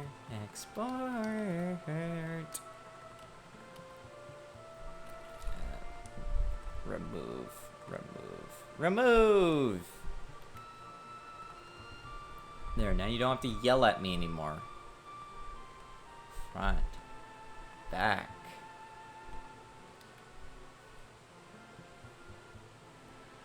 There's something I was gonna bring up, but I can't even remember what it was. It was like some funny thing I thought of the other day or something.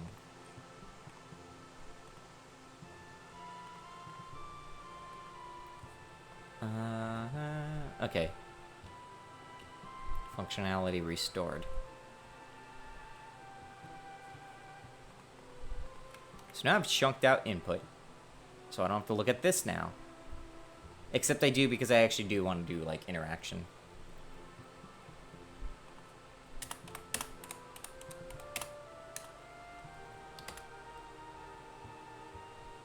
This is also why I actually need to be able to move player locking to global state, is because some interactions may halt the player, some might not. And I don't want that decision to be made here. It would be based on like whatever's gonna get called. So if fuck you, let's just grab input. God damn it, is act pressed. I'll just use UI accept. God, I'm gonna have to figure out how to make Feywing talk properly. Like, I'm sure I can make it where we can read how loud his sound emitter is, and maybe there's a way to like make his jaw flap dynamically. Because like before, in the original Feywing, it was just a looping animation, and it snaps, and it's really ugly and doesn't line up. It's dumb. I should also see if I can get it so he can blend his expressions. He snaps expressions in the original too.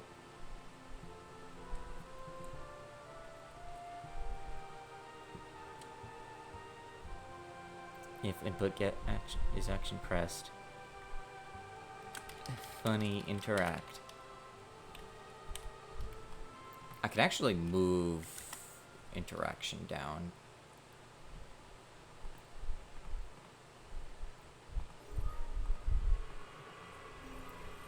You know what might be interesting? So here's another reason why I do stuff like I think of the interaction system and I decouple it from any kind of object. I could actually do what I do where I listen for... I just pass into statics a call with a maybe the owner node and the sensor. And I can have... If there's like spooky monsters, I can have them call interact, and it's decoupled from the player. I could have Feywing call interact, and it's decoupled from the player. So this is why I stop and think about how I kind of chunk out the systems. Like, technically, non-player things can call interact. It's just they have no reason to in Crop and Claw. 2, at least. But I could have, like, interact.gd.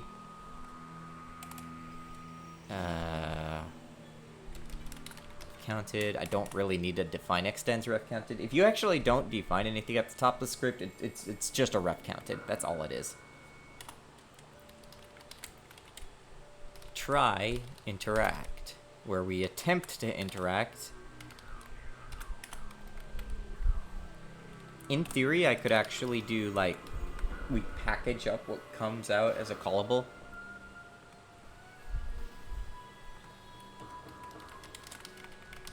Because Crop and Claw, again, because I'm always trying to design it in such a way that the functionality is like able to generate a collection of commands. It's kind of similar here, but not quite as complex, so I don't think it'll be that bad. But this would be our entry point. So we could like say, we could attempt to interact user dot, 3D or whatever. We can maybe the sensor. I don't think we actually need the sensor, because I think the sensor is going to do its own work. The sensor will get the first callable. This is actually where I want to pull out my Crop and Claw 2 code. Like this. Just change that to 3. And we might need to remove some of this stuff. I'm going to call these a variant for now. I don't want to deal with like objects are an interactable. So like return object variants. later on, I might turn this into a proper interactable where it has like a proper framework and like how things are built out. Later might come very soon, actually. I don't want to deal with sorting. There really shouldn't be overlapping interactables. I think it's going to be a fallback more than anything. Map to interactables. Any non-interactables are flood. Okay, yeah, so that's just me filtering out. Try interactable. That is actually a reason why I want the sensor. Because I can quickly check, like, if the sensor... Well, first off, we could force an update. Sensor dot collide? No, collision result. Not is colliding. That's what I'm looking for. We could just check, like, is there anything colliding? No? Okay, well, return just a blank. That's fine. In theory, I can have anything later. Like, I could just have it, dude, what's it called?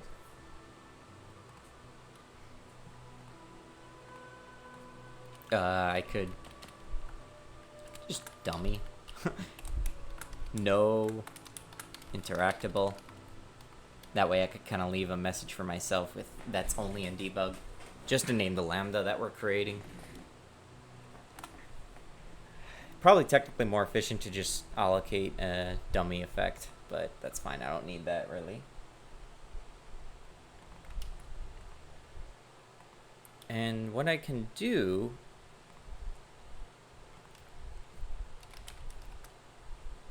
Whoops.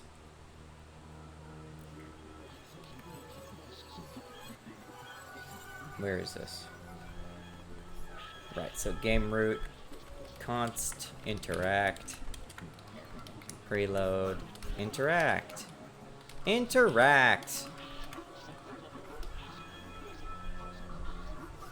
So now I have an entry point.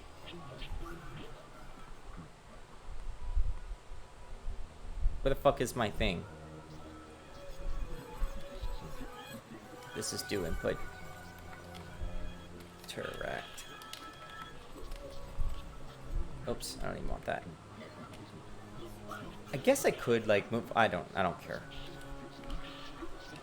Interact. Right there.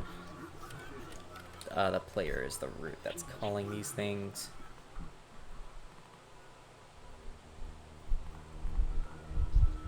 So now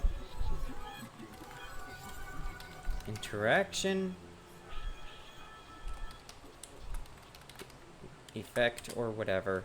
I kind of should strictly type this because this might change.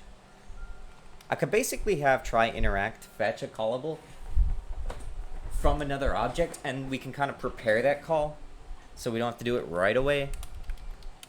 And then we could do like interaction effect call. And if we really want to be safe, I guess we could do like if interaction effect is valid or not is valid, we can just break out early.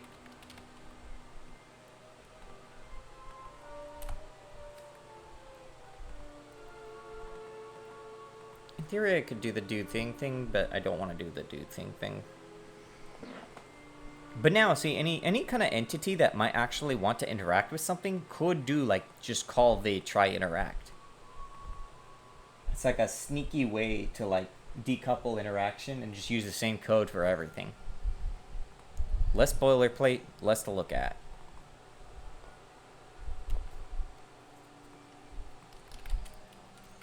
Selected, interactable,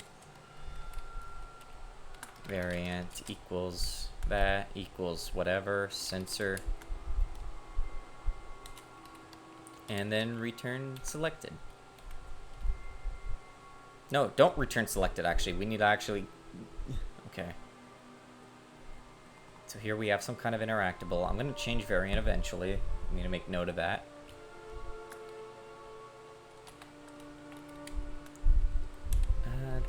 to do interactable rather than variant, guess, whatever.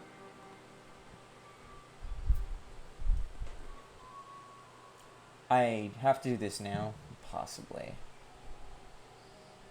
Area 3D can be an interactable. Because, again, we have to process, like, yep, you're interacting with a thing.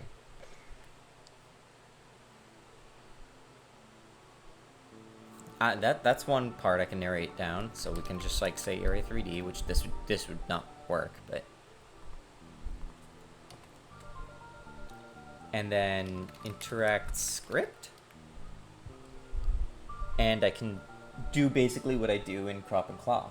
I can write in the interactable, there'll be some metadata, and then there'll be a script that we can pull from, we can grab a certain effect from. In Crop and Claw, it's basically verb-based.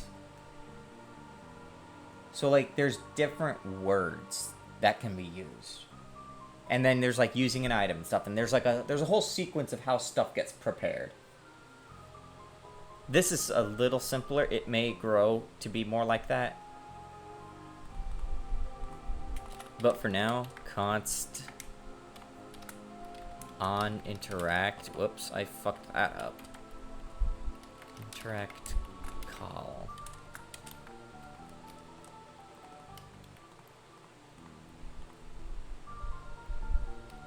I'm thinking this through. This is where I actually pull on one of my utilities. GD meta safely prep call. And now what I can do is I can check, like, yeah, okay, first, if not selected interactable, let's just return the dummy.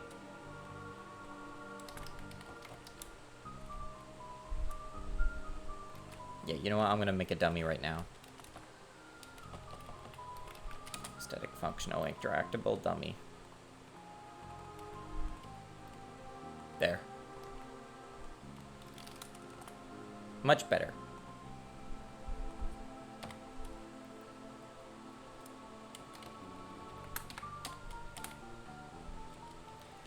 No args. Arguments come later. God, do arguments come later. Actually, I guess I could have the user in here. So, like, the user should be expected in the calls we're coming up with. And I'm just not gonna have fallbacks for that.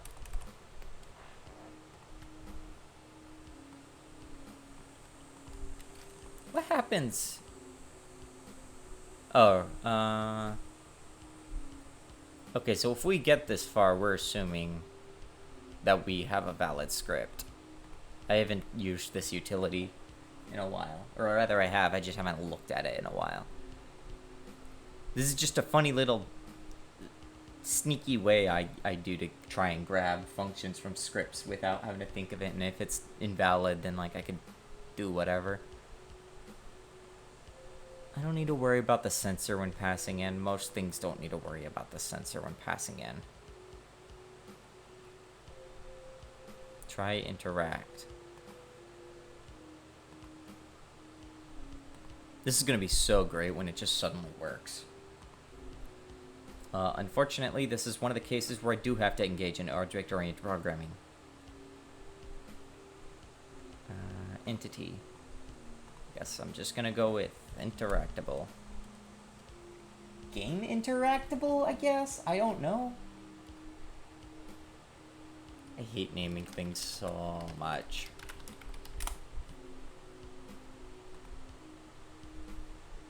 Entity interactable? God, I don't like any of these.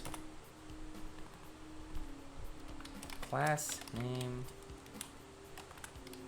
Name. In theory, interactable alone would work, but I just don't like. Maybe. Hold on. Why don't I just call this entity? Why don't I just make this the base entity class? We'll have just game entities be called entity. Fuck it. Makes sense. It's a spooky game, right? Like, everything's an entity.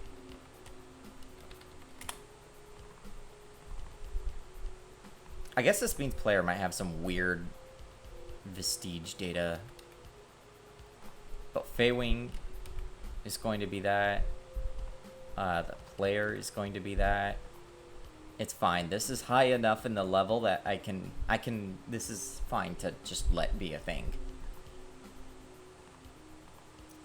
In theory, I could even have it where, when the player is interacted with by a monster, they just fucking die. So this all actually works out in the end anyways.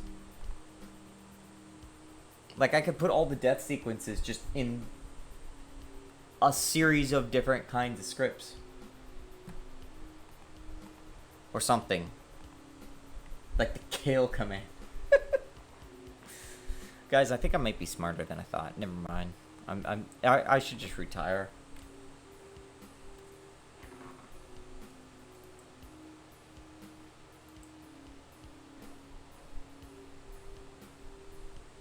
I'm gonna need to get more spooky music soon.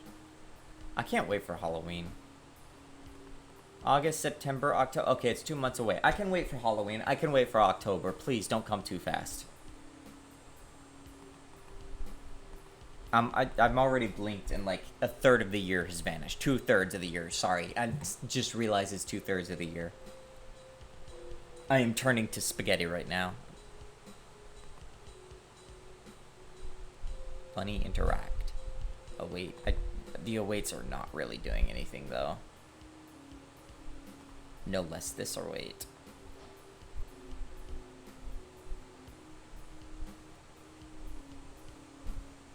In theory, no. I don't want that to happen, actually.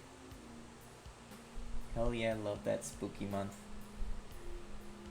Trying to remember all the funny things.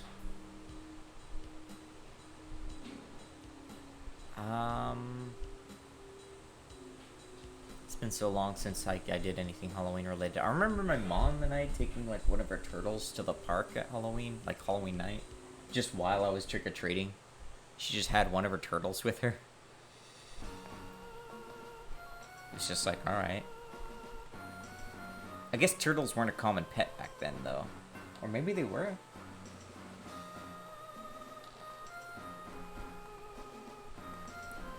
My mom had a lot of reptiles, though. Like, she also had snakes. That's how I knew that there was, like, snakes. We had my bedroom, and there was just a ball python in a cage. UV light and all. I remember, like, walking down one night, sneaking downstairs. I was gonna, like, get a Wonder Ball, like those little candies. And, like, my step-grandpa was, like, hiding in the darkness. I don't know why he was downstairs. And he, like, did a hissing sound to, like, screw with me. This is, like, midnight or something. And I'm like, oh, shit, is that, like, one of our cats? And I look, and I just, like, turn my light. I had this, like, goofy, like, multicolored light thing. And just, like, it's, like, green or red or whatever mode. And then just turned to see his face in the darkness. It was so fucking weird. I even at, like, the age of, like, 3 or 4, I was, like, I probably shouldn't admit I was sneaking out of bed to get some kind of candy. So I was, like, I just wanted a glass of milk or whatever. I don't know why I never forgot that. It's not even like I was super scared, too. But I guess I just didn't have a lot of memories at that point. So I was like, I don't know, it's not going to compete with other memories. I was just starting to get that thing to work.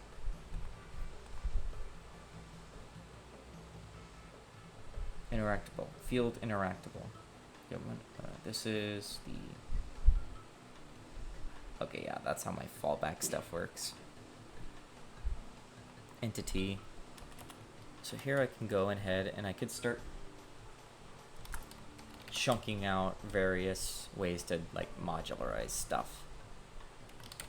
So, like, interact script. I could give it the underscore, maybe. So if I wanted to, I can actually get a fallback.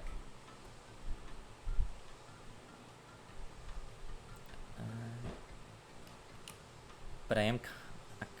No, I should do this the right way, actually, because there's ways that this might have fallbacks going on.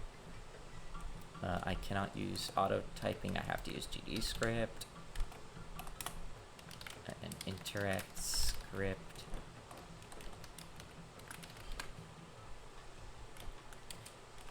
Get return interact script, and I could work with that later.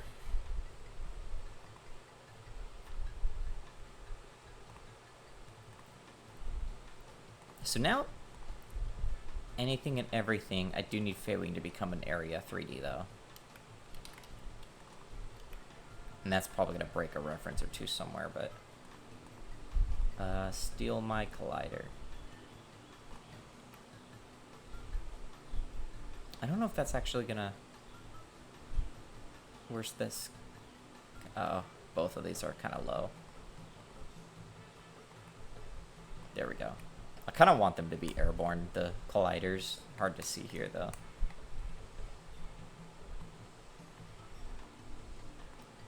So now we have interaction scripts.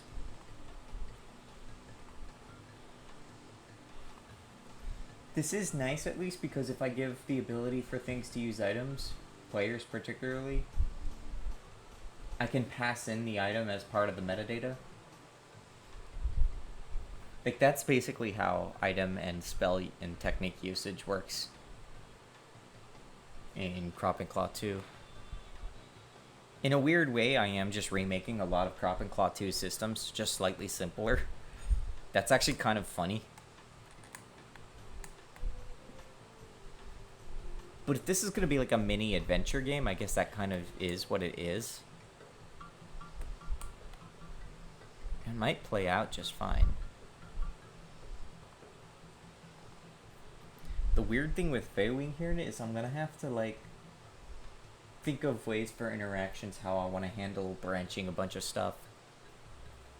I obviously don't know all the logic that's going to go into this game. I don't know the scope yet, so... But I have an entry point. If I have entry points, that means I kind of know where to start. And, like, where to start branching and making calls. And I could switch chunks of data in at once, depending on what I'm doing. Like, maybe what floor you're on, what mood he's in, what your state is. I could kind of figure weird things out from that. It's like Feywing. I mean, it makes sense in a way, at least by sort of doing it, just doing it again, but more optimized. It'll help you for the full series too. Yeah. Well, the reason why it's a little simpler here is just because it's a simpler game. There's so many mechanisms with Crop and Claw 2. It is a very daunting code base to work with. It could probably be improved. But I am reaching the point with Gorbash that I don't want to change much. Aside from bug fixes, maybe some refactoring here and there. The more I start to change, the more like underlying things have to change, and then like more of the actual game content has to change. The less game content has to change, the better. I can do changes if it doesn't, like... If Gorbash changes only affect Gorbash things, I can work with that. If it starts affecting outside Gorbash, that's where it gets weird. If I add features, cool.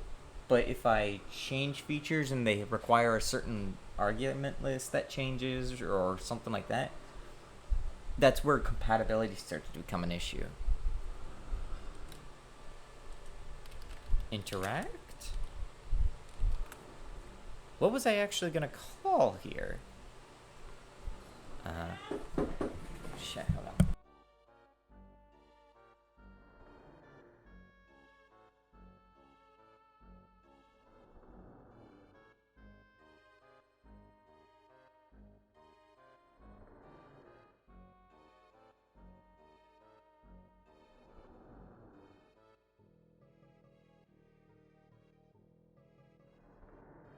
Okay, ham happened. I'll be right back.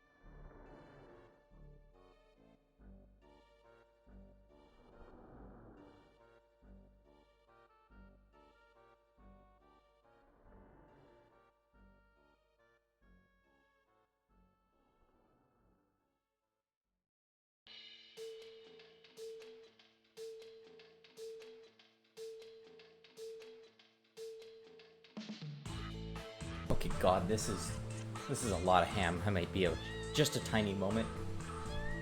Definitely a good time to mute and watch your favorite like 5-minute ham.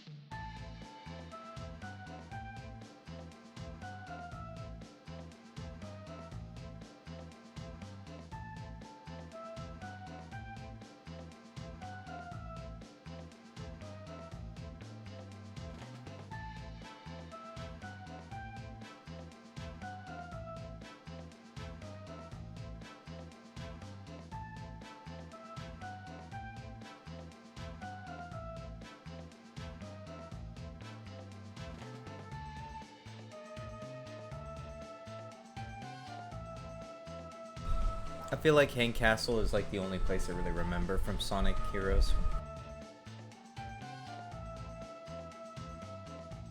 Sure as hell is the only music I remember aside from Green Hill Zone.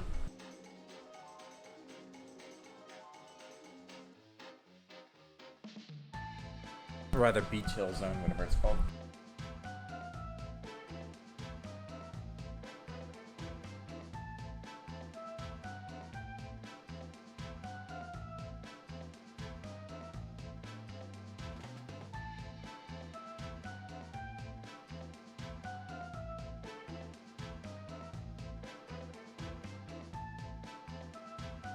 Oh, I bit my lip.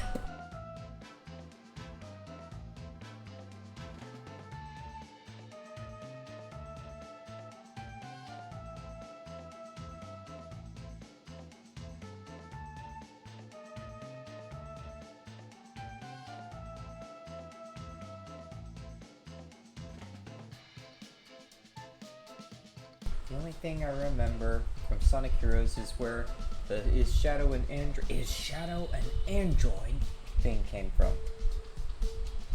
The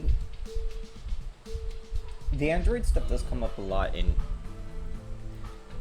I don't remember if there were multiple shadows in there. I know he was like in a like cryogenics lab or something. Hello, person whose name is Falmeal, and I don't know.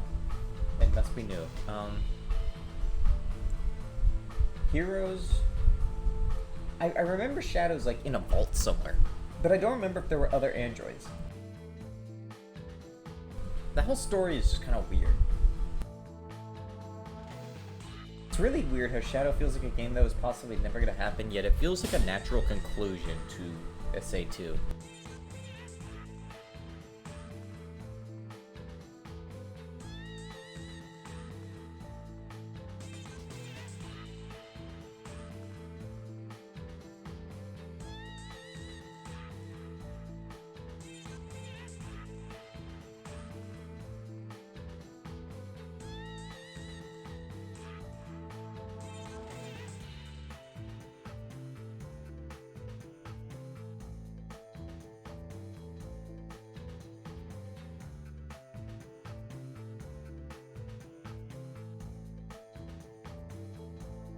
Give me a slice of ham and I'll be happy.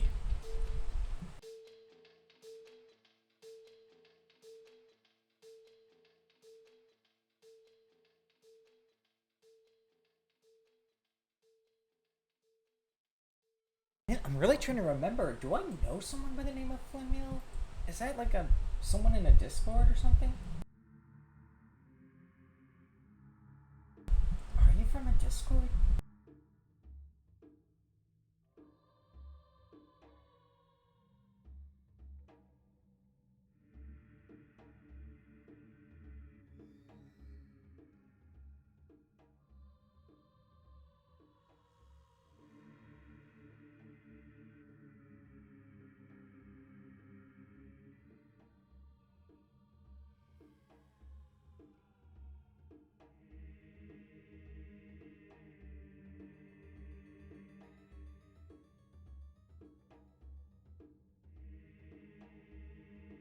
Probably not. It'd be really weird if lurkers start seeing my streams.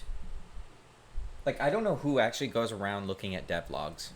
Or dev streams or whatever. Maybe it's different when you have, like, a snake on screen.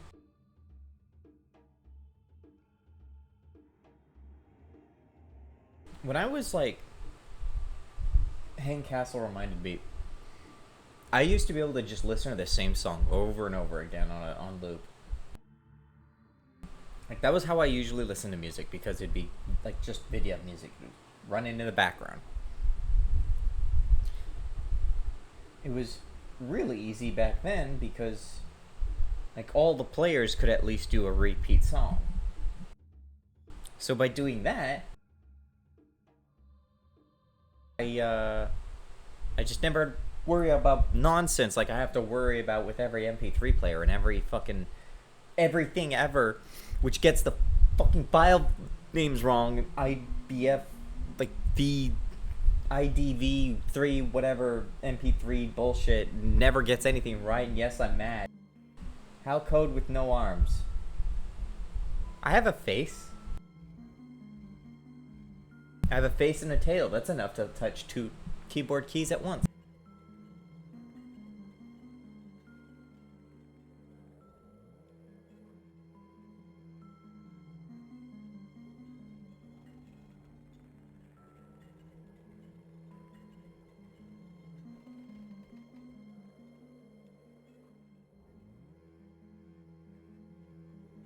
Well, at least this ham's taking forever to eat. There's also potatoes, so it's taking even longer.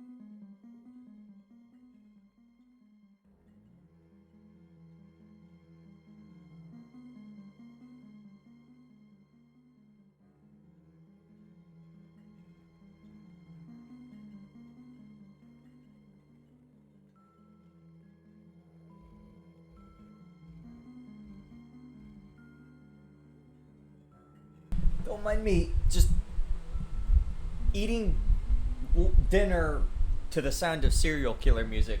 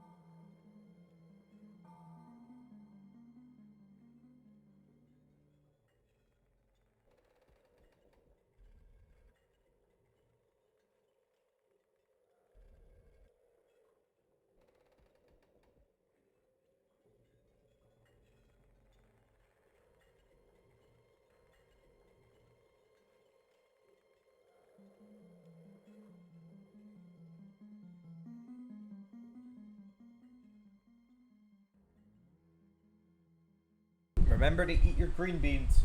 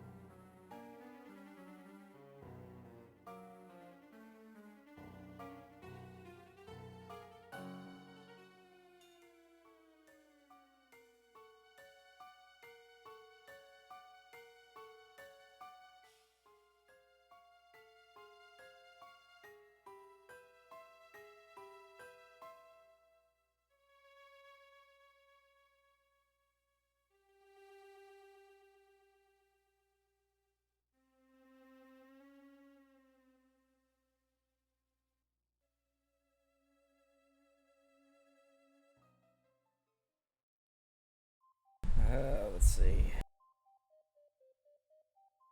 Then I move my collider.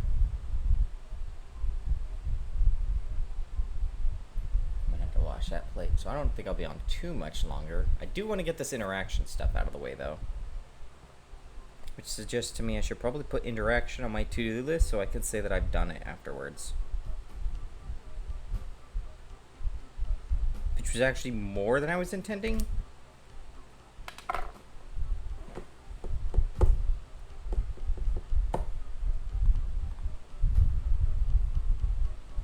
I guess I should keep that script open.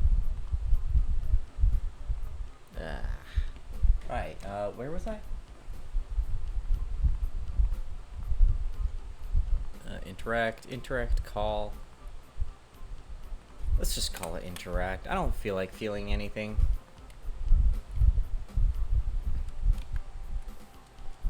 I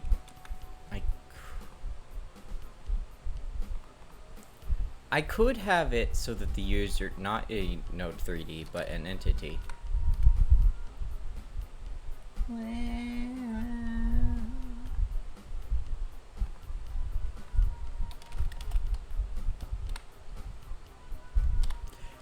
Oh, the target has to be passed in because, right, we're working with static scripts. We don't have the concept of an object. So we can make that also a target or a whatever. So this is one that I'm embedding directly into Feywing just for experimentation.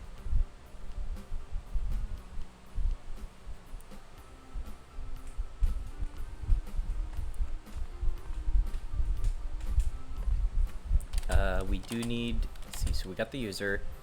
Selected interactable has to be the target.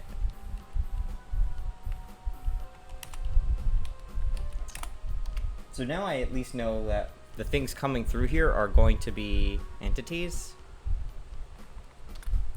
Because I'm going to make sure that they're entities. I can uncomment that now.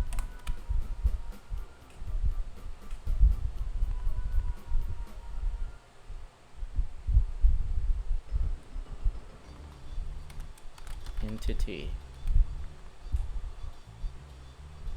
Entity. There we go. So now I'm deliberately making it more rigid because I do actually start having specific expectations of what's going in. I don't need to worry about movement stuff. I'm fine using a node. I don't need to worry about a more specific thing because a thing that is just like a 3D object in 3D space and uses 3D stuff, if I can have generic code that constrains them, that's fine. Interaction requires a bit more structure, or at least wants a little more structure.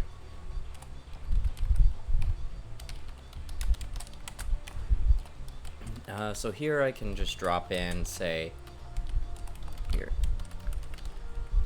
If the interaction's a success, I should get a print here with the user and target.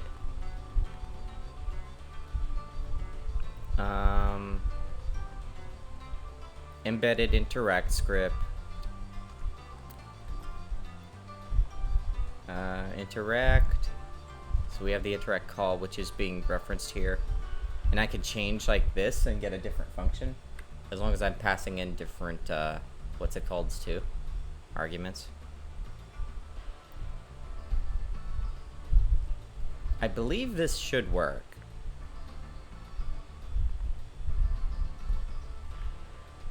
And if it doesn't, the game's lying. It's lying, see? It's making shit up. Fuck you. What? Oh, interact sensor needs to, right.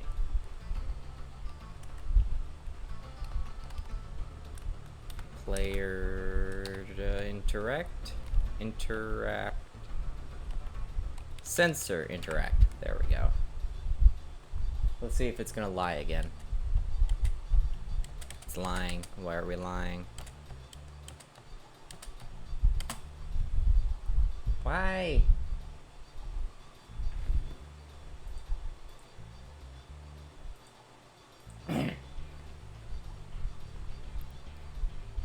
Is it? It is space, right? Well, yeah, I know input's getting there because it crashed when I did that, so that is actually correct.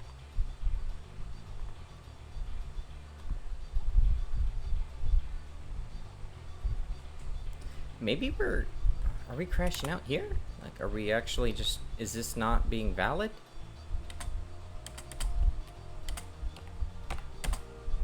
What are we doing?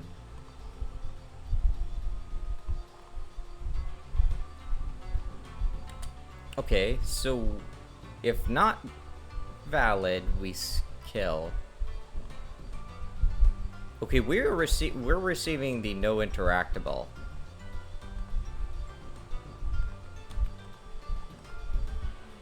Wait, no, are we?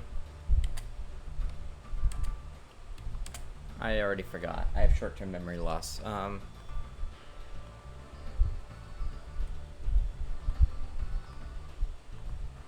Okay, so someone has like rigged the universe to be wrong. And I'm trying to figure out why.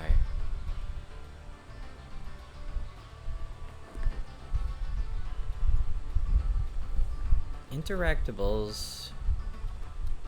Entity? Maybe there's something wrong with the filtering here. I think there's something wrong with the filtering. Let's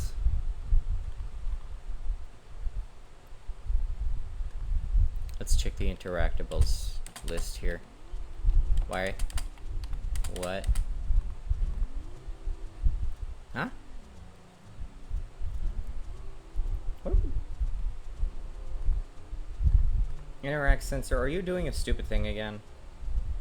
Oh, okay, I know what the universe did and not me. Hold on. Collision, I forgot to actually set so that these fellas are also interaction toggleable. Or interaction related, yeah. Yep, okay, here we go. Okay, we have at least one. The one is... Oh, it's... Yeah, okay, yeah, that's Feywing, because that has a player root. If not select interactable, okay, we can safely prep the call. Is the call valid? The call is valid. Something fucked up. Oh, well, it was just broken point anyways. Hey, so what's fucking up here? Why are we fucking up? Huh? Try interact. Give me the interaction. Give me the fucking interaction, asshole.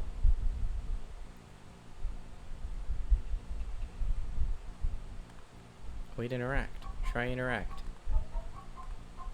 Why are we... What do you mean if not fallback script and not this? If not... If... fuck me. You know what? Let's just lie real fast and just repeat... inject the interact script and we'll just do it twice. Okay, yeah, that's all it was. Cool. Interact, yay. There's the player, which is the user, and the Feywing, which is the target. Cool. So this embedded script is actually the interaction point for Feywing. And now I could do that with anything, but not only that. If I had something like, say, if I had Feywing have a button that, like, could interact with whatever he faces, I could have it where Feywing is the user, and the player's the target, and the player's interaction script here, since, you know, the player is also an entity, I could have that, like, kill you. And then you can't do anything about it. So that's the kind of super duper weird black magic science that this whole, like, script extraction method does. So let me make it funnier. I'm going to make it one tiny bit funnier before I probably call it a day. I guess I'm going to mark interactions off on this message now, because now I'm just going to shitpost a little bit. God, Sharpies are so loud.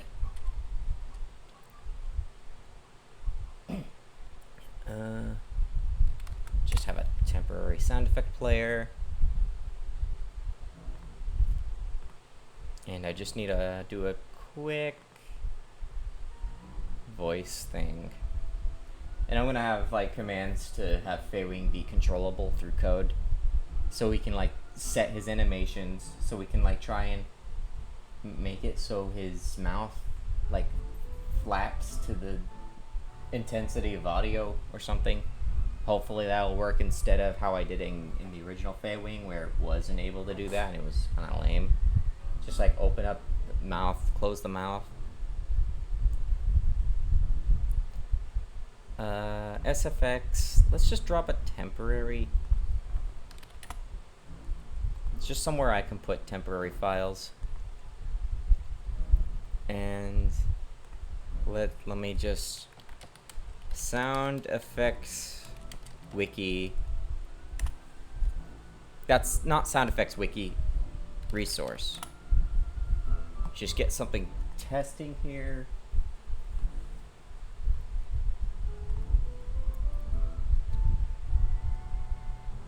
Ding ding ding ding. Let's pull something from this game.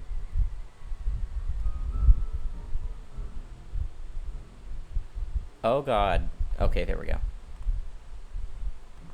Yes, click it. Do the thing. What are we doing? Okay, there we go. Downloaded. Oh no. Please, like, be properly named. Okay, you're properly named. Thank you for not wrapping your zip in a folder, asshole. Okay.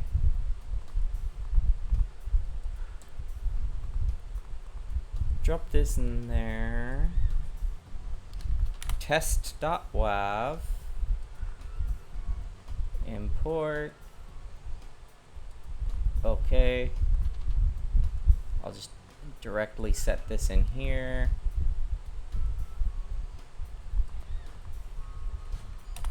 User dot get node dot SFX.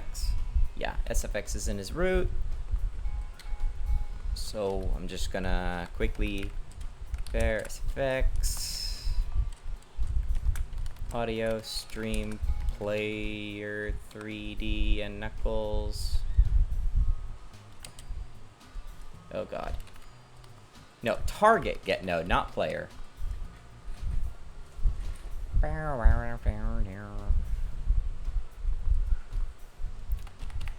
And because I'm calling it async, I could do the async funnies. So I could say fsx stop play. Yep, from 0, it's fine. Await fsx finished. I think in theory this should work, assuming this doesn't screw up, because God, I hope this doesn't make people deaf. Perfect, it works. It's not very easy to see because it's just a sound, but it works. It works. Oh, right, and you can see I'm the async working because I doesn't do that until after the sound finishes. So good.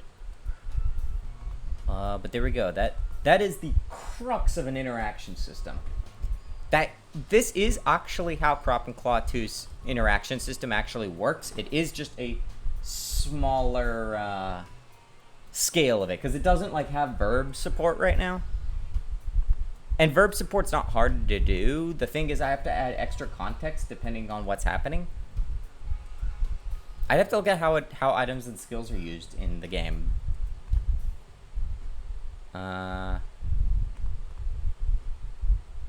But yeah, so that all works. I could actually make it too where it's like we could just check if is playing. Oh wait. Oh right, we haven't defined it yet.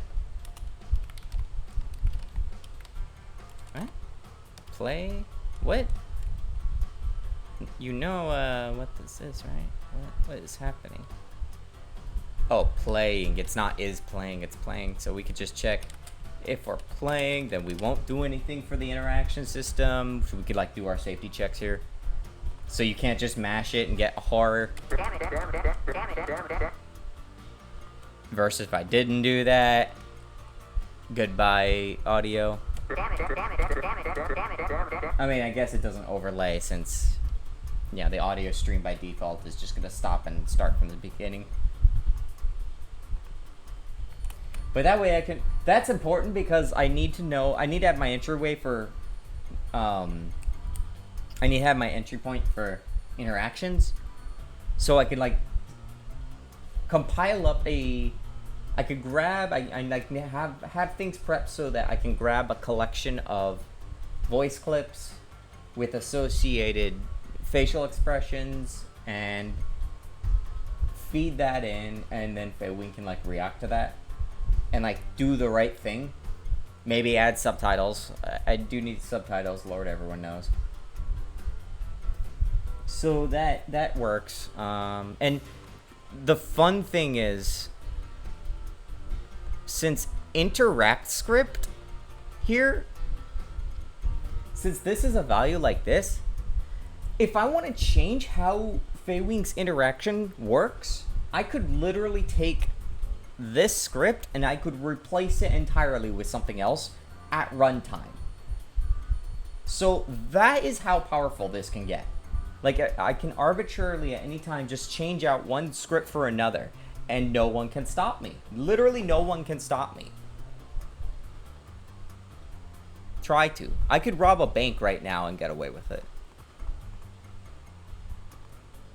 And because I would do that, it's like, maybe there's like some cases you don't want a certain state available. Well, why don't we just make it so that the state is not even a possible branch? Like, you just make it not a thing ever.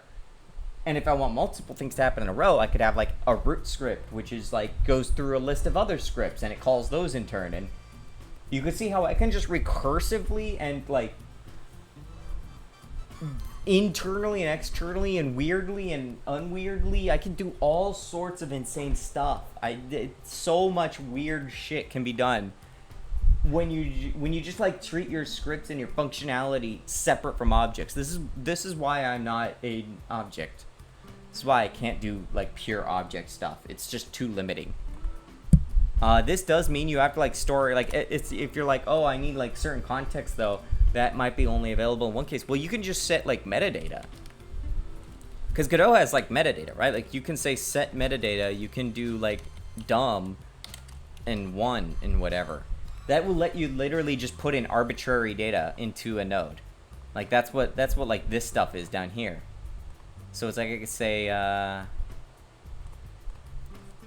could actually change the sound effect if I wanted to here.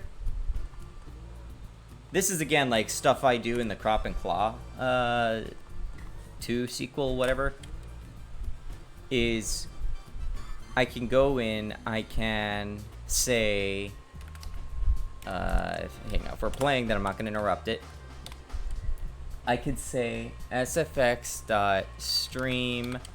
equals get meta sfx for the new sfx.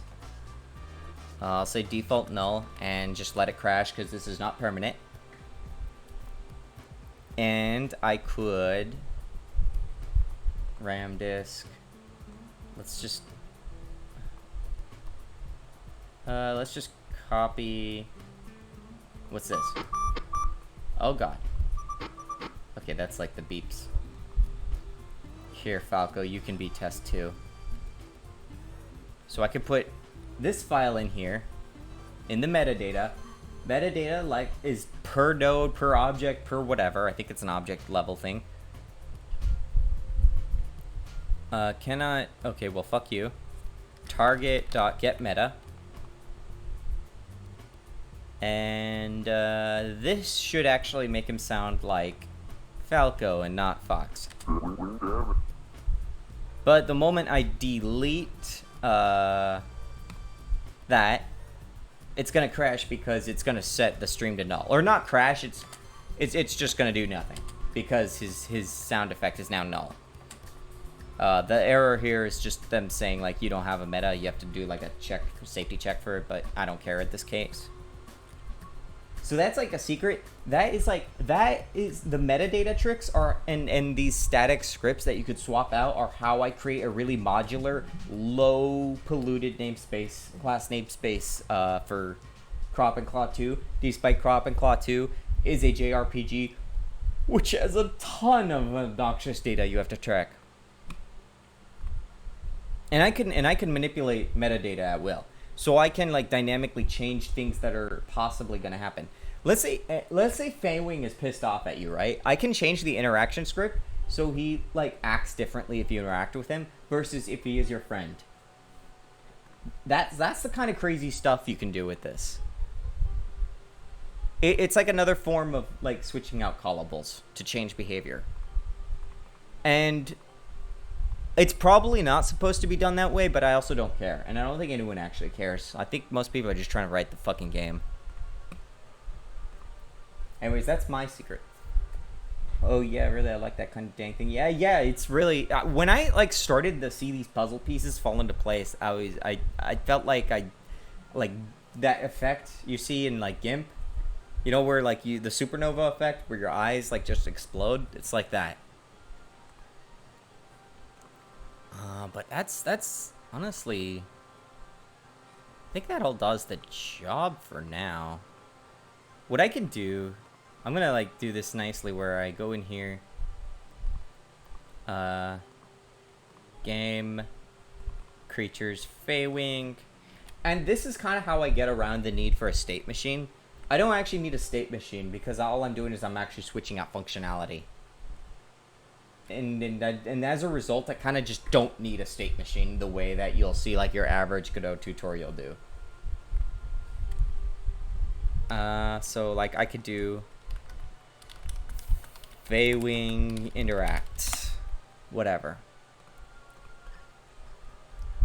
I can save the script I wrote here to Feywing interact. Make sure I don't have the tress on there. So like Feywing dummy.gd. And now instead of being an embedded script, it's just a default like your typical reference script. And it's the reason why it's static. The reason why I do all these with static is because you can create an instance, but you have to take that script and you have to deliberately create an instance. But I don't want to do that. Instead, I'm just loading up the functionality and any constants that are associated with it, and then I can just load that in arbitrarily, pass in whatever function or whatever node or whatever owner thing is using it, and I don't have to put this in any order. Callables in this language will default to having like some kind of owner. Statics don't need an owner, or I think the owner might just be the script itself. I don't know how it works under the hood. But for this, yeah, your arguments are nice and transparent. You know what's happening. It's really, really nice. But maybe next time I'm gonna figure out what I'll do next. I guess I should technically deal with Feywing where he operates differently if you corner him. I do need to like do that. That's still on this card. I'll just move it to another card. That'll be funnier. I think I'm gonna kill this stream now though. I think I've got like the bulk of what I wanted to do. I wasn't even planning on doing interactions today, and I was just like, you know what, I'm just gonna do it. I don't feel like doing anything else. I still have to fix that turning thing. I don't care. I'll deal with that some other year. It'll be much easier when I'm like actually in the mood for something that involves math. I fucking hate math.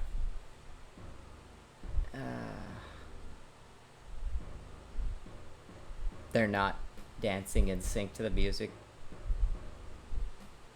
Well, got a lot of stuff done. Very nice work. I mean, definitely Feywing moving around and the player moving around and the player being able to interact and the Feywing quid theory.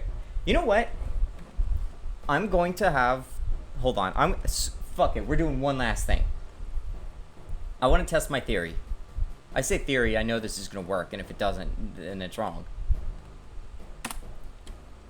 Func input on Feywing. Not init, func input. Asshole. And then let's have it where... what kind of... It looks like I have these here. I'm just gonna say L button, which is A. This was like made for things, the handhelds. So I could say Isaac press, and I'll just say L button for now, which is the A key. As I fumble my typing. And I'm gonna have, how do I do it in the player? So here's the player doing it. I could just copy this basically. It's gonna be a very similar thing. Close all that. And on player movement. What? Why? What does that have to do with anything? What did you break? The fuck? What is this? Do I have to go over here? Okay, you're bullshitting something. Yeah, player's not, but player root is. Whatever, I'll just move that to here. So try interact call. Right. So I'll just say that I am the user. This is just the user. So Feywing needs his own interaction scanner. I could just copy the players actually. So interaction sensor. Copy. You know, Feywing might be backwards. Maybe that's why he's weird. Interaction sensor. Interact sensor. I'm just gonna pass that in. Identifier interact. That's a lie. It's actually a game root. There. In fact, I could sham this on a one line real fast. So the interaction effect, it's very similar. See, if we just try to interact, we store that in the return. We check if it's valid before we run it, and then we run it if it is. And I can go in here, static func interact, user entity, target entity, and much like how the Feywing had a sound, SFX, I could just copy that also from Feywing's FW dummy.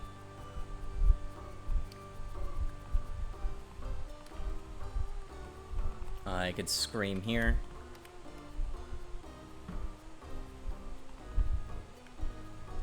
Let's do... No. There we go.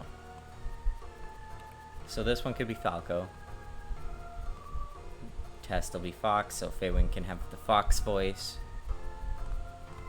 So if I press A, that will make Feywing do an interaction. This is also actually really useful because let's say later on I decide, you know, what if we can like tell Feywing, hey, mess with that thing that I can't reach.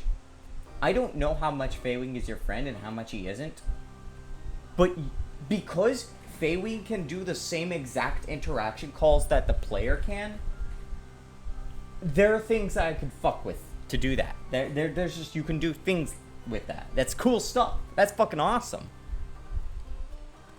It's so powerful. It's so illegal. Interact sensor. Oh. So I do have to rotate this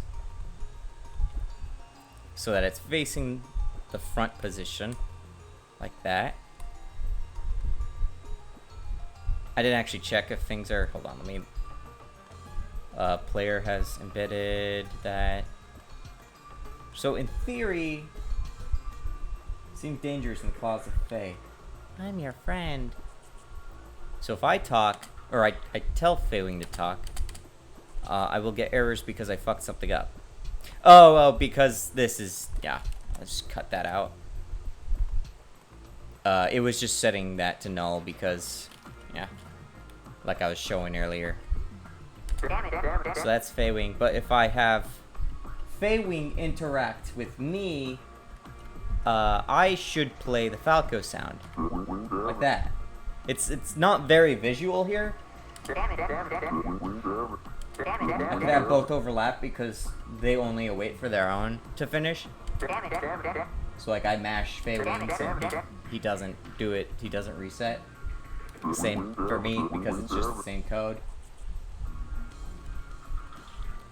And this is recyclable because like this is kind of impractical, but so like I just put this together. I copy pasted this code. I don't even need to copy paste it.